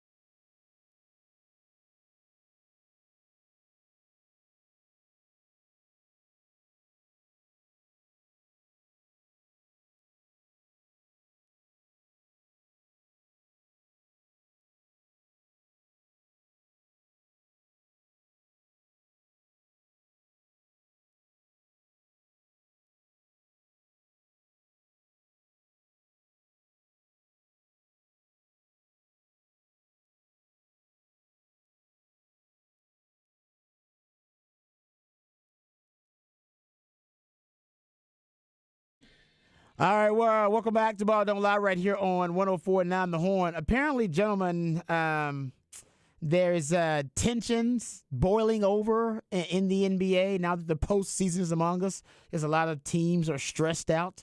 One of those teams, the Timberwolves, apparently had acted out their frustration in a really a side. There was basically kind of a sideline dispute, I should say, between Rudy Gobert and one of his teammates. So, and in addition, Kyle Anderson, thank you very much. So, apparently, and this is two separate incidents. So, before Rudy Gobert and Kyle Anderson got into their sideline argument, and they ended up, they said he threw a punch. I saw it. That's not a punch. Oh, he tried. He swung. He swung. He swung. I wouldn't say a punch. He swung at him, though. Yeah, I think swing. Yeah, it wasn't. Don't a forget, punch. he's from overseas, so it's a different. What you trying to say? Punch It in might have France. been a different punch. Oh, well, in he is France. French, though. Yeah, Yeah, so maybe that's a punch. That's a punch in France, then. Yeah. So maybe it was a punch in France. I challenge you to a duel. So apparently, in addition to that, by the way, and they say he threw a punch, he has been reprimanded for Suspended this. a game, yes. Yes. He is suspended for the playing game against the Lakers in LA. That's trouble. That's ding, I ding, mean, ding, not ding, really. ding. Their record with him isn't great. He was a really bad trade, and that's kind of why the tempers are boiling over, because he makes $40 million, and he's like not that great anymore. That's a good point. Yeah. Obviously they're frustrated. So in addition to that situation, and Patrick just said he's been suspended for a game as a result, or Rudy Gobert has. The forward Jaden McDaniels, he landed on the injury report too because he punched a wall. Saw that too. Why? Okay. He was on his way to the locker room area, and he, out of anger, punched the wall and broke his hand. He played 9 minutes, but was subbed out of the contest after picking up his second foul, and I guess picking up that second foul. That was early in the first quarter, by the way. Mm-hmm. He then, I guess, out of frustration, like Hart said, they assume that's the reason, is that he was taken out of the game because of the second foul. That's why he was so frustrated. That's crazy. Yeah, Come on, man. He was trying to figure out, I need to play. Wow. And then pop. So he's been ruled out for the basically he fractured hand. Yeah. So he's Good defender. Yeah, He's actually probably a somewhat bigger loss in this Lakers game. because he's the one that's going to be defending LeBron. Yeah, is so what he's I heard Zay supposed to- talking about. Yeah, so he needs to be in there to play defense. Rudy Gobert, it's great. Maybe he could have played good Rim defense protector. against Anthony Davis, but offensively, the flow doesn't work. There's a lot of problems with that team when they got Rudy Gobert. But yeah, McDaniels being out now too, you're like, you can't lose two guys going up against Lakers. Now, they have to lose two to get knocked out of the playoffs completely, and they'll get Rudy Gobert back for the game that will be in Minnesota if they lose to Lakers. But yeah, That's why he's at home. So and He wanted to go and home the fight. and rest. If you didn't see what the fight was, Kyle Anderson he was drafted by the Spurs, nicknamed Slow Mo because if you ever watched him Oh play, my God, he is. I've he seen his has the game. slowest. So him in a fight with a Frenchman, very fun to see. But if apparently, according to Woj, Anderson, that Rudy Gobert had told him to focus more and focus, which was pissing off Kyle Anderson because he's like, "Why are you telling me to focus? Like I'm focused. You're not doing you anything. ain't focused. And like I'm supposed to feed him to you to stop him, and then you're not stopping him. That's not my fault." And so he apparently then called him a B word multiple times. And so that is Kyle Anderson calls Gobert the and B-word? that's what caused Gobert to swing at Anderson. Was that he called him multiple times. So the Timberwolves basically said, look, he took a swing at another player, so we have to suspend him for a game. He wasn't really in the wrong, though, because the other guy was calling him the B word over and over again while he's playing while injured.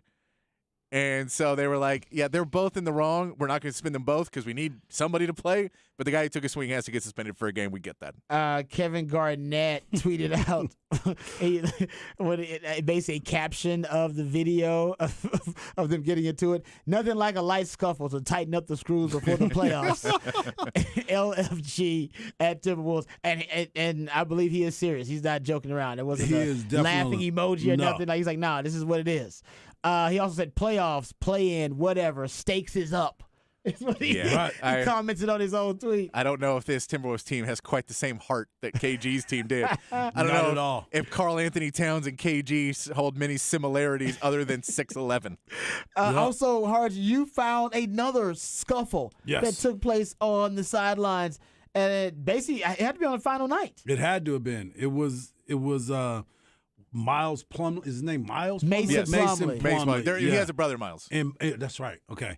And Bones Holland, two guys that are really good defenders. I mean, these guys play good defense. Bones Highland played for Shaka at VCU. Yes. One of those Oh, defenders that was yeah. really good from VCU. Those Havoc teams. Yes. And Wow. they decide that they want to squab on the sideline too. I'm looking at it now. It's like, come on, man. They trying to And- get it right for the playoffs. Both those guys came over around the trade deadline. Bones Highland was a guy who got basically shipped out of Denver because he was such a problem because he wasn't getting enough playing time, and he hates Jamal Murray because he thought he was better than Jamal Murray, and so they sent him over after the Clippers had cut Reggie Jackson, and they wanted another point guard, and then he hasn't been happy there. Plumlee also came over to give him more depth.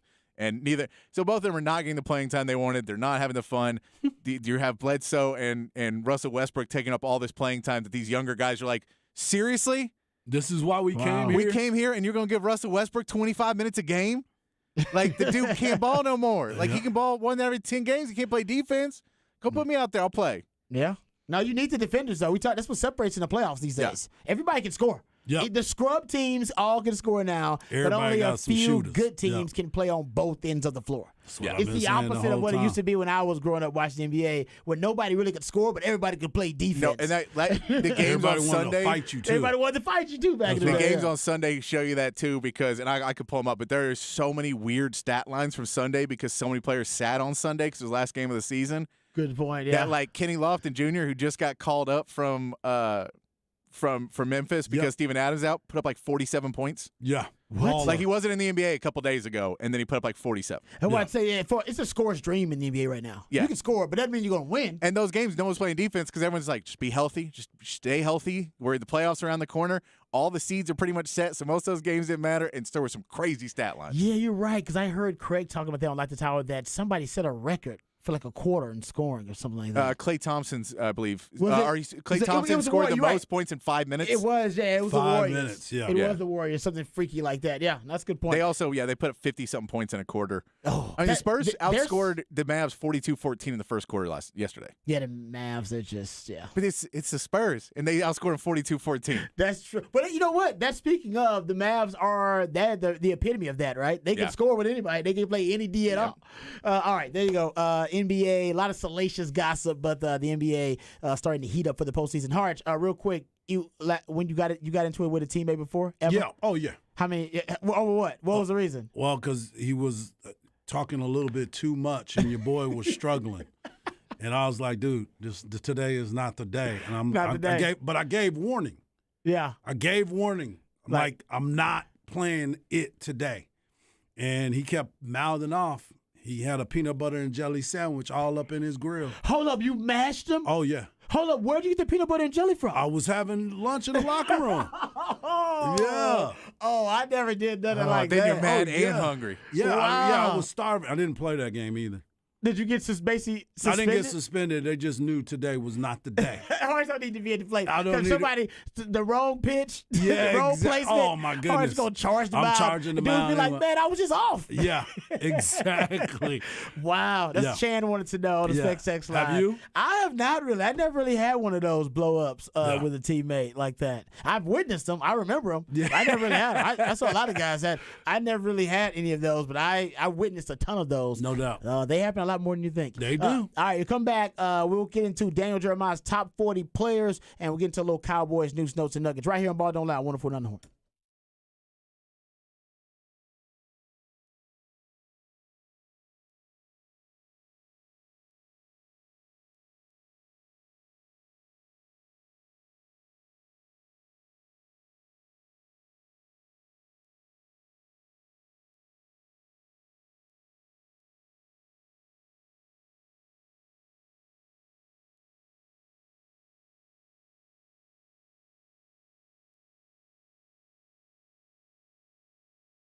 Hey, what's up, folks? Lifetime Longhorn Rod Davis here. Let me tell you about Dr. Greg Eckert, because as a matter of fact, I need to make my appointment with Dr. Greg Eckert. I'll just be straight up with you guys. It needs to happen, and it's going to happen because I need to get that checkup. You need it too. Before you have any concerns or issues with your dental health or hygiene, holler at Dr. Greg Eckert and his fantastic team. He can handle anything that has to do with your dental anxiety. As a matter of fact, they specialize in easing dental anxiety, but general dentistry, teeth whitening, dentures, porcelain crowns, veneers, dental implants, full mouth reconstruction, even root canal therapy, whatever it takes to ensure you're getting the best quality dental care available. That's what Dr. Greg Eckert and his team are all about. And yes, it's Dr. Greg Eckert with a U, U-E-C-K-E-R-T. All right, that's how you spell it. And it's, the U makes sense because he's all about you. He's all about the patient to make sure you're getting the best quality dental care available. And right now, Dr. Greg Eckert and his team can give you a brand new smile in just one day. I know it sounds too good to be true. It's not. It's just Dr. U. They can get you permanently secured to your dental implants. No time spent without teeth. You'll get temporary fixtures until they can complete your permanent smile, and you'll smile again with confidence and eat freely without pain or discomfort. We're talking about a lifelike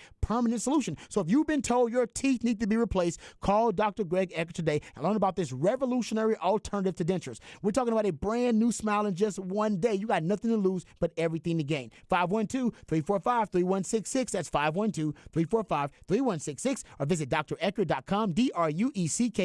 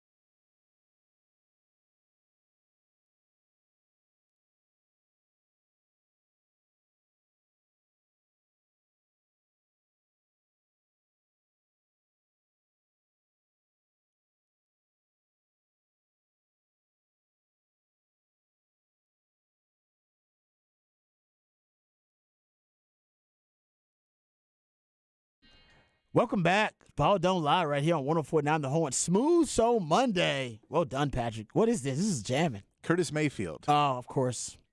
Of course it's Curtis Mayfield. Some good stuff. Smooth Curtis Man, Mayfield. I need to have it. What's the name of this So one? in love. I got to get up on my Curtis Mayfield, man. I'm at now this week or sometime, maybe tonight, I'm going to go down the Curtis Mayfield rabbit hole because of Patrick now. Because I don't have this as a part of my Curtis Mayfield collection. You got to put it in So there. that means I'm not deep enough down the Curtis Mayfield rabbit hole because this is the jam right here. Sounds smooth. Don't it? Mm-hmm. Man. That's why it's a Smooth Soul Monday.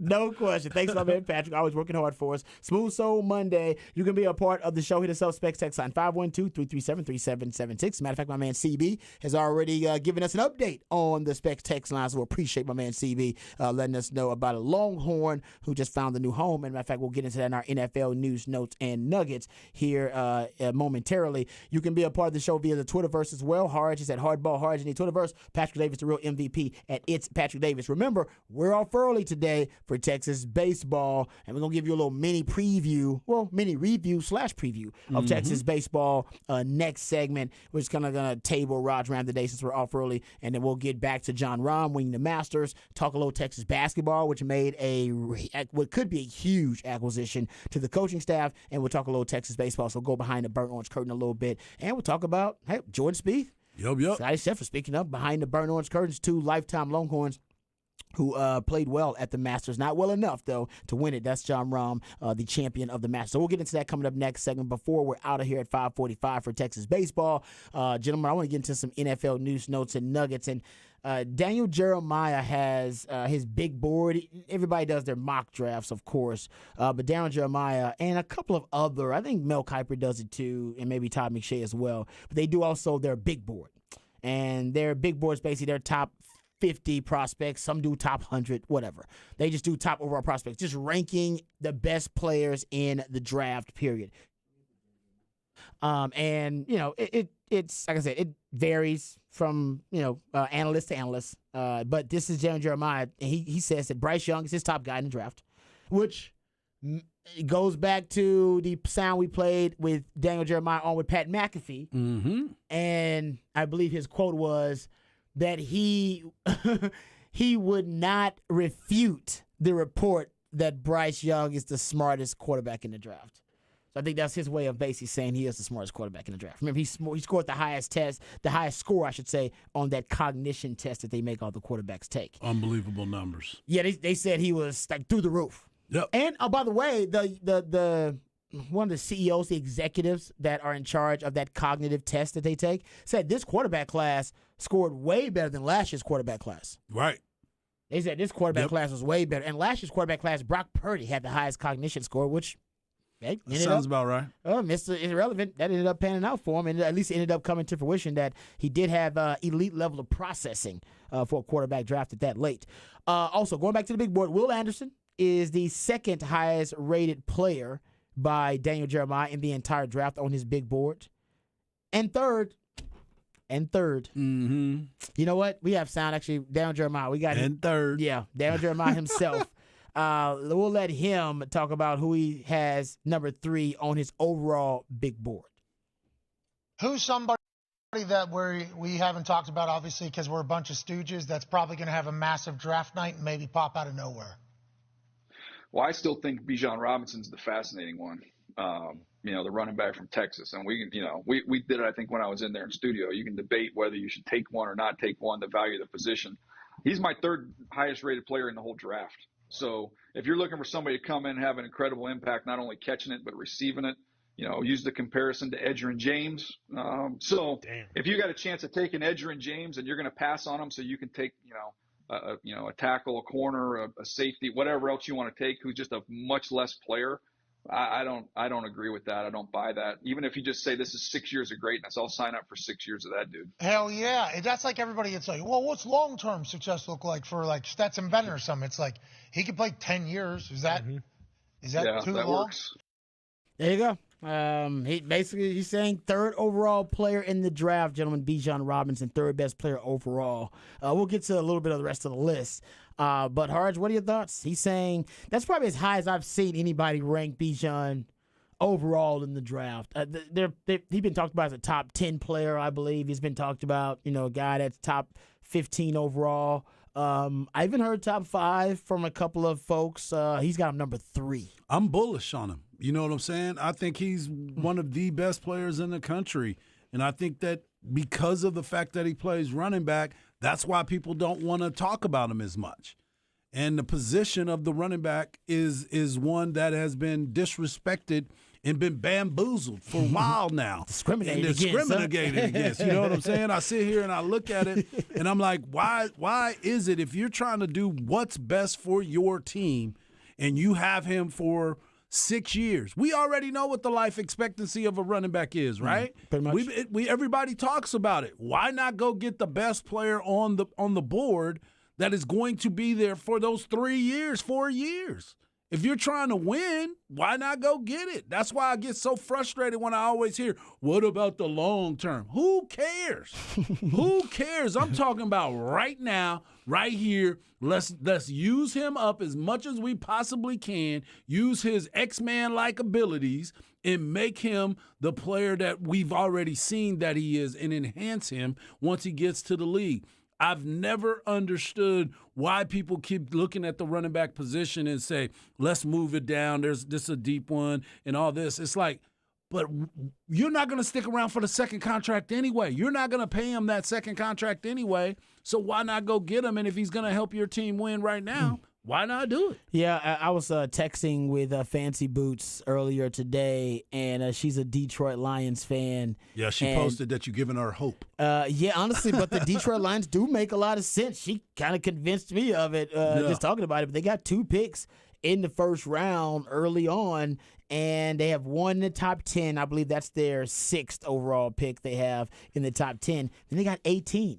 So remember what I told you guys. I said I believe somebody's going to trade for Bijan. Yep. I don't believe Bijan is somebody's gonna get him at wherever they are. I think some team's gonna trade down for him, or some team's gonna be trading up, and their whole purpose will be trading down to get that value for Bijan wherever it may be. I could see the Lions trading out of 6, trading down in 6, and deciding, you know what, no, we want Bijan, but we don't want him at 6 overall. We want to get him maybe at another value, pick up another draft pick, and get Bijan Robinson. Or at 18, trading up to get Bijan, saying, nah, 18 is too low. We got to get in top 15. We won't get Bijan. So we got to get to number 12, somewhere around there. So I think somebody's going to trade to get Bijan. Either way it works out. But I'm saying you, it makes so much. He's making the closer we get to the draft, he makes more sense for more teams. Right. And I think that's just because you start looking at it, and to your point, Harge, he is the exception to the rule. I agree. I'm not a big fan of drafting running backs really high in the draft, especially like in what's considered the lottery of the NFL draft, those top 16 picks or whatever it may be. I am not a draft a running back that high kind of guy, and I can give you the numbers to back up why you shouldn't do that. But there are exceptions to every rule. He's the exception to the rule. I call it kind of the Randy Moss exception. A lot of people were hating on Randy Moss when he came out because of the issues away from the field, and there were some concerns about character and all that kind of stuff. And those are legitimate concerns and should be data points in the evaluation. But some guys, the talent outweighs any of those issues. And by the way, Bijan's got no issues. His only issue is the value of the running back position overall. But Bijan outweighs those issues. I told this story last week, and my wife doesn't mind me telling the story. I was never a huge believer in marriage. And I don't think anything's wrong with it. It's great. It's just different for everybody. Hell, it's got a 50% success rate. So, I mean, it's going to work for you or it ain't going to work for you. I just think it depends on the people. So I was never a huge believer in it necessarily. I mean, I could give or take it. But I told my wife when I was getting ready to marry, I said, I don't believe in marriage. I believe in you. You're the exception to my rule about marriage. You're the exception to it. That's Bijan. I like it. Bijan's the exception to that rule. Now, I would never draft a running back in the first round. He gets too deep of a position. But there should be exceptions to every rule. He would be the exception to it. Still wouldn't draft him in the top 5. Hell no. I'd draft him like somewhere around 10 to 12. That's what I'd get Bijan. I think he'll drop there. Well, that's the perfect area for everybody. Everybody feels the same way you do. I think it'll be 10 to 15 is where somebody's going to get Bijan. Right outside the top 10. That's it. Yeah, I think it's going to be a draft night thing of whatever run there is, that team that wanted a defensive end, but the 2 defensive ends they wanted are gone. And is that at 9 or is that at 11? Is that at 13? That pick, and then they go, all right, that guy's not there. Let's trade out. And we tell everybody, this is Bijan pick. If you want him, offer us the best deal right now. Exactly. And whoever, we're giving the deal to whoever wants Bijan right now. And someone go up and get him. Yeah, we're calling. Hey, and we're Bijan? calling every team we know that wants this guy. And it's that rule where you go, you don't normally take a defensive tackle in the early in the draft because you go, no, we'd rather have a defensive end, a defensive tackle. Their wins go above replacement to put it in a baseball sense. It's just something where you go, look, we can put another guy there, and if they're a 10 or a 7, it doesn't really cost us that many wins. However, if we have a defensive tackle that can take up 3 offensive linemen, and he can rush the quarterback, and he allows nobody to ever get past him, well, now he's a top 5 pick because this guy is a game-changing. He now gives us multiple wins. Bijan Robinson is one of those guys you go, he may give us 2 or 3 wins a season. I feel like that. I feel like it's a possibility he could step into the NFL in his rookie year. It's possible he could be the best running back in the league. I mean, just think, possible. He's a guy that even early in the season, his rookie season, will make safeties and linebackers have to pay attention to him. And there's not many rookie running backs that get that respect out of the gates. But defensive coordinators will game plan week 1 of the NFL season. Whoever has Bijan, hey man, don't let him get space because he can make the first guy break the first tackle and make the second guy miss. And that's 25 yards if we don't respect him. He can turn. That's why I say certain guys move the chains, other guys change the game. Yeah, he changed the game. And so I think that's if you have a guy that you can go week 1 of rookie season could have defensive coordinators game planning against him. That's hard not to take in the first round. I know. It's hard not to take early. No, so I'm saying there is point. I think it's a deep running back draft. There's a trade market wide open still for running backs. Derrick Henry and Dalvin Cook. I mean, hell, what's the running back for the Chargers? Austin Eckler. Eckler. He wants to be traded too. There is a robust. He's forming a union. Right, for running back. They need one. There's a robust market for running backs right now. So all of that is devaluing Bijan even more. And he is still right now, I think, trending in the right direction. So like I said, he's the guy I would make an exception for. He's the biggest wild card in the draft. There are other players that are intriguing and that may be more of the high risk, high reward players, those types of players. But I don't know if there's more mystery and uncertainty surrounding where a player is going to drop than Bijan. Right. In terms of the top players at their positions. Because it's all over the place. He's got like 8 or 9. Every part of that's like 10 teams that you could legitimately make a case for. They could draft Bijan. Yeah. That's not the case for the top players at every other position. You still trying to figure out right now with Bryce Young and two TJ teams. Stroud? Yes. Right. That's what I'm saying. So, yeah, you're right. Oh, man, I can't wait to see where he goes. I really can't. I'm excited for him. I just hope it's a team that's got some creativity. But you're right, Harge. Ultimately, we're just going to watch a team use Bijan up today till basically he's got no more carries in him. It's great, but also it's bad for him as a player. He's not going to have a knock on wood, unless he's the exception to that rule. And I think he may be too. He may be more durable than most running backs, but for the most part, if they're gonna give him that kind of heavy workhorse reps early on in his career, we know what that does Zeke to a elite running back. Right. Well, look at Frank Gore played in the league for how long? He's the exception to the rule. Right. That's what I'm saying. So him and Adrian Peterson are. Right. But he could do that. He could definitely do that. He could still bounce around. He'll still be able to go out there. Frank Gore he got 16,000 yards rushing in the NFL and played for like 20 years. But there's not many of those guys. That's like 3 of those guys. I agree. Yeah. But I think that Bijan can be one of those guys that's an exception to the rule because he takes care of himself. But not only that, even if he isn't, that's not what you're picking. If you get lucky, you get that. Yeah. But if you just get what you're picking on draft day, which is 4 to 6 years of greatness. That's what I thought. That's why I get mad. That is enough to say, let's take 4 to 6 years of greatness, then hope that this other guy turns out to be anything.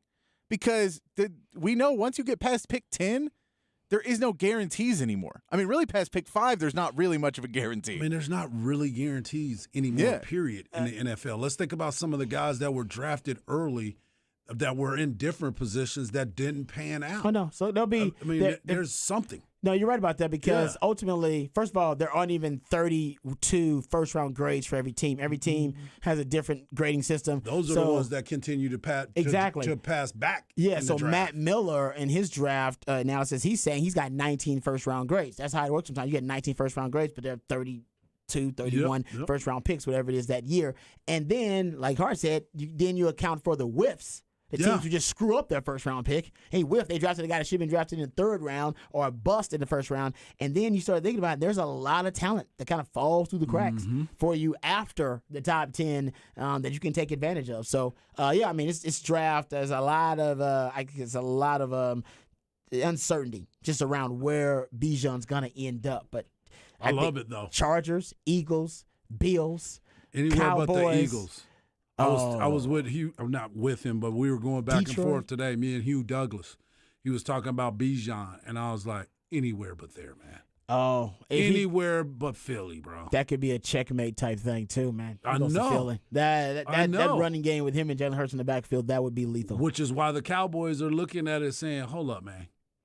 Cowboys defense can, if anybody can match up, Cowboys defense can match up, but yeah, you don't want to have to deal with that type of force of nature in your division. What do you call them? Force multiplier? They got a bunch of them. Yeah. They got a bunch of them already. All right, we'll get to Daniel Jeremiah just really quickly, just to give you kind of the rest of his top 10 here on the big board. After Bijan, Tyree Wilson, he's got number 4, guys. Mm-hmm. Texas Tech DN. Texas Tech, yeah. He's got him the number 4 overall player on his big board. Now that's something I didn't see either. This guy could end up because I think Lance Zierlein, I believe. He loves him. I think in one of his, he's at the Texans, I believe, trading up to get him in one of his mock drafts. So he loves him too. And I didn't know he was flying up draft boards that high. Jalen Carter, who is the D tackle from Georgia, he's got him at number 5. And he's got Devon Witherspoon, the corner from Illinois, at number 6. Mm-hmm. And he's got C.J. Stroud at 7. So he's got C.J. Stroud a little low on the list of his big board. Yeah, I'm not liking that from Jeremiah. He's got Dalton Kincaid, tight end from Utah, at number 9 in his big board. Come on, man. It's a tight end, bro. And then it's like the running back. Dalton Kincaid is kind of a freak, though. Because I want to say is he closer to Kelsey? Or is he closer to Kittle? Oh, that's a good question. I got to find Mike because I've been doing some draft day research, and I do know that he is one of those guys where he started playing football really late, and the Cowboys love those players. I'll get those notes, but he started playing football late and basically didn't have a ton of football experience, but achieved at a really high level. He's only been playing football, I believe. He's been playing football for like 6 years. Yeah, like organized football. He's one of those guys. So Cowboys love those guys with that kind of high upside, so he could be one of them. All right, so that's the rest of the big board for Daniel Jeremiah. We come back. We'll talk Jon Rahm winning the Masters, little Texas baseball review/preview, and Texas basketball making a huge acquisition to the coaching staff, all of that and more right here on Ball Don't Lie on 104.9 The Horn.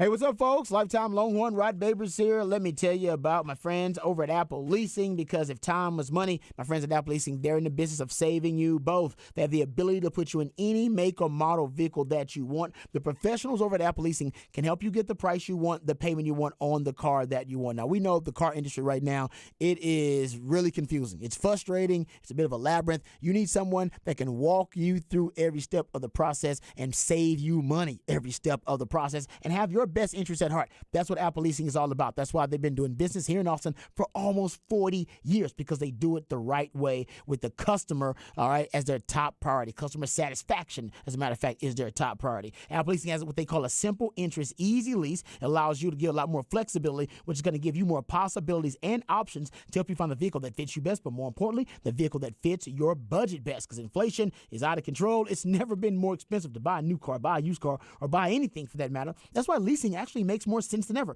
You're only paying for the part of the car you're actually using. So call my friends at Apple Leasing today at 512-346-9977. That's 512-346-9977. Or visit appleleasing.com. That's appleleasing.com.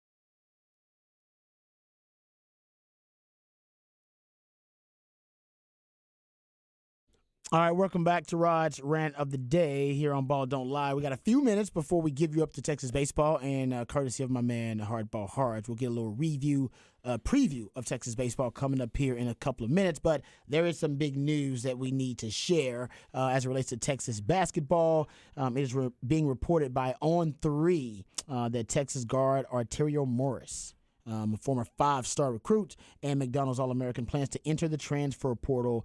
He told On3, so they got this from the horse's mouth, if you will. 6'3", 190, as a freshman, averaged a little under 5 points per game in a little under 12 minutes per game, but did start showing a ton of improvement late down the stretch when Texas needed some juice, needed some energy to the lineup. He was a guy that showed a ton of promise, Harge, and like I always say, the transfer portal giveth and it taketh away. This time it taketh away. Yeah, I'm not excited about this at all. It's very disappointing for me because I really thought that this kid was somebody that I loved his energy on the floor. Mm-hmm. Every time he came in, he was a physical presence. He played with a lot of anger. You know what I'm saying? And so anytime he got a chance to show what he has, he did that. And it's a hope that everything works out and he ends up coming back to the University of Texas, because I felt like he was going to be one of those pieces for this year, especially with that energy.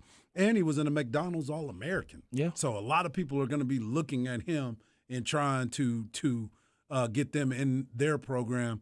But I'm disappointed in this one. I thought for sure he was looking at this as an opportunity for him to play. Yeah, I thought for sure he was going to be in the starting lineup this year. I thought he was going to take over one of those spots in the starting lineup just because we saw his improvement later in the season and then the Big 12 tournament.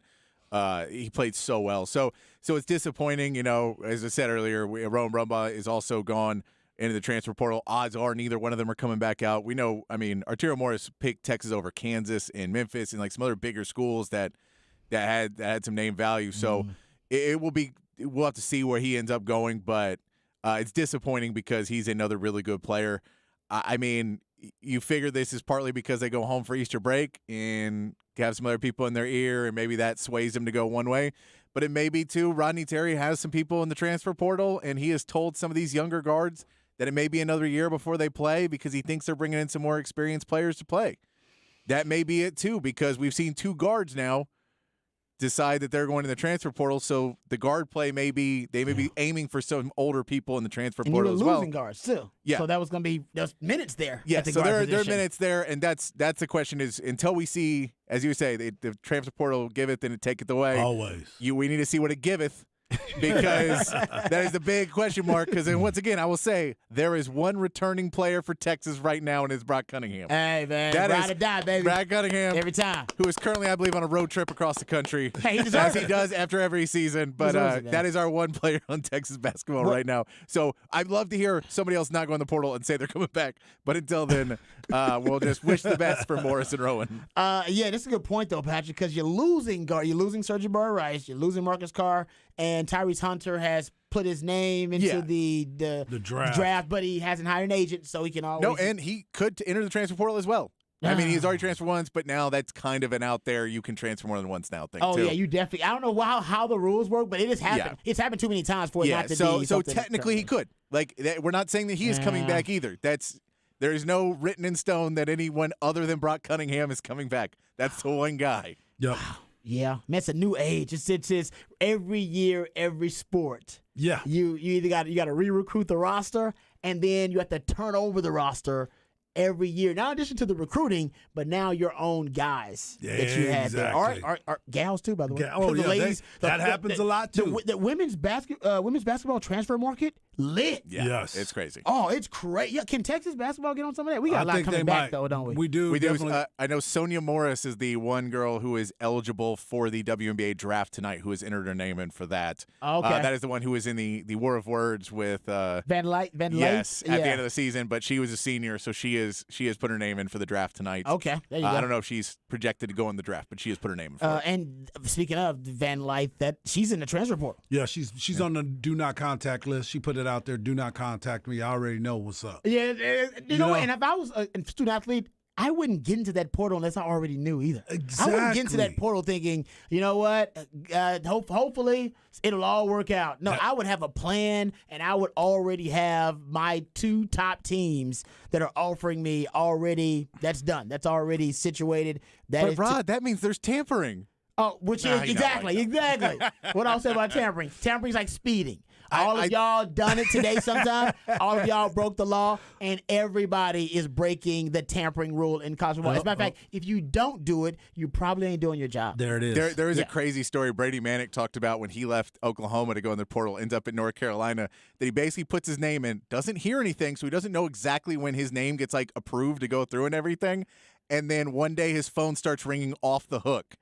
And he's like, that's what it went through. It went through. Yeah. Because now everyone's calling me and be like, hey, Brady, you got to come here. You got to come here. I know. I want to see how the transfer, like the portal, actually, like the access portal, how it actually looks, like the user interface looks. Oh, my goodness. I've never seen it. It's an NCAA, so it's a dot matrix printout. You're still working on that DOS computer. I want to know how it actually looks. All right, let's talk Texas baseball where I got a little bit of time here. Tell me something good about Texas baseball. Texas baseball won the series against K-State on this weekend. It ended up going Friday, Saturday, Sunday. I was at the Friday game, me and my family, and we ended up leaving in the top of the 8th inning.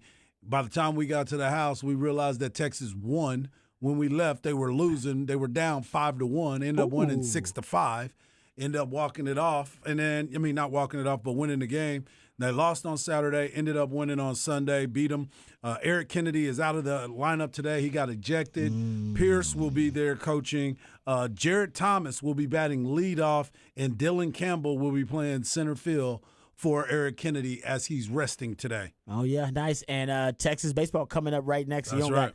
You need not go anywhere. 5:45, we got the pregame with Craig Way on the call. First pitch at 6 o'clock. What you got on tap, Arch? I'm going to watch this baseball game. Oh, right now. There you go. And listen to Craig Way on the way home. Damn right. Yeah, we got to listen to Craig Way on the way home, too. I love that. I'm listening to Craig Way on the way home, watching Succession tonight. That episode, one of the best shows on TV. I'll talk about that tomorrow. All right, we come back tomorrow, same time, same place. Remember, Revolution not be televised. Talk about it right here on Ball Don't Lie. We love you guys. We mean that. Take care of yourselves. More importantly, take care of each other. Peace.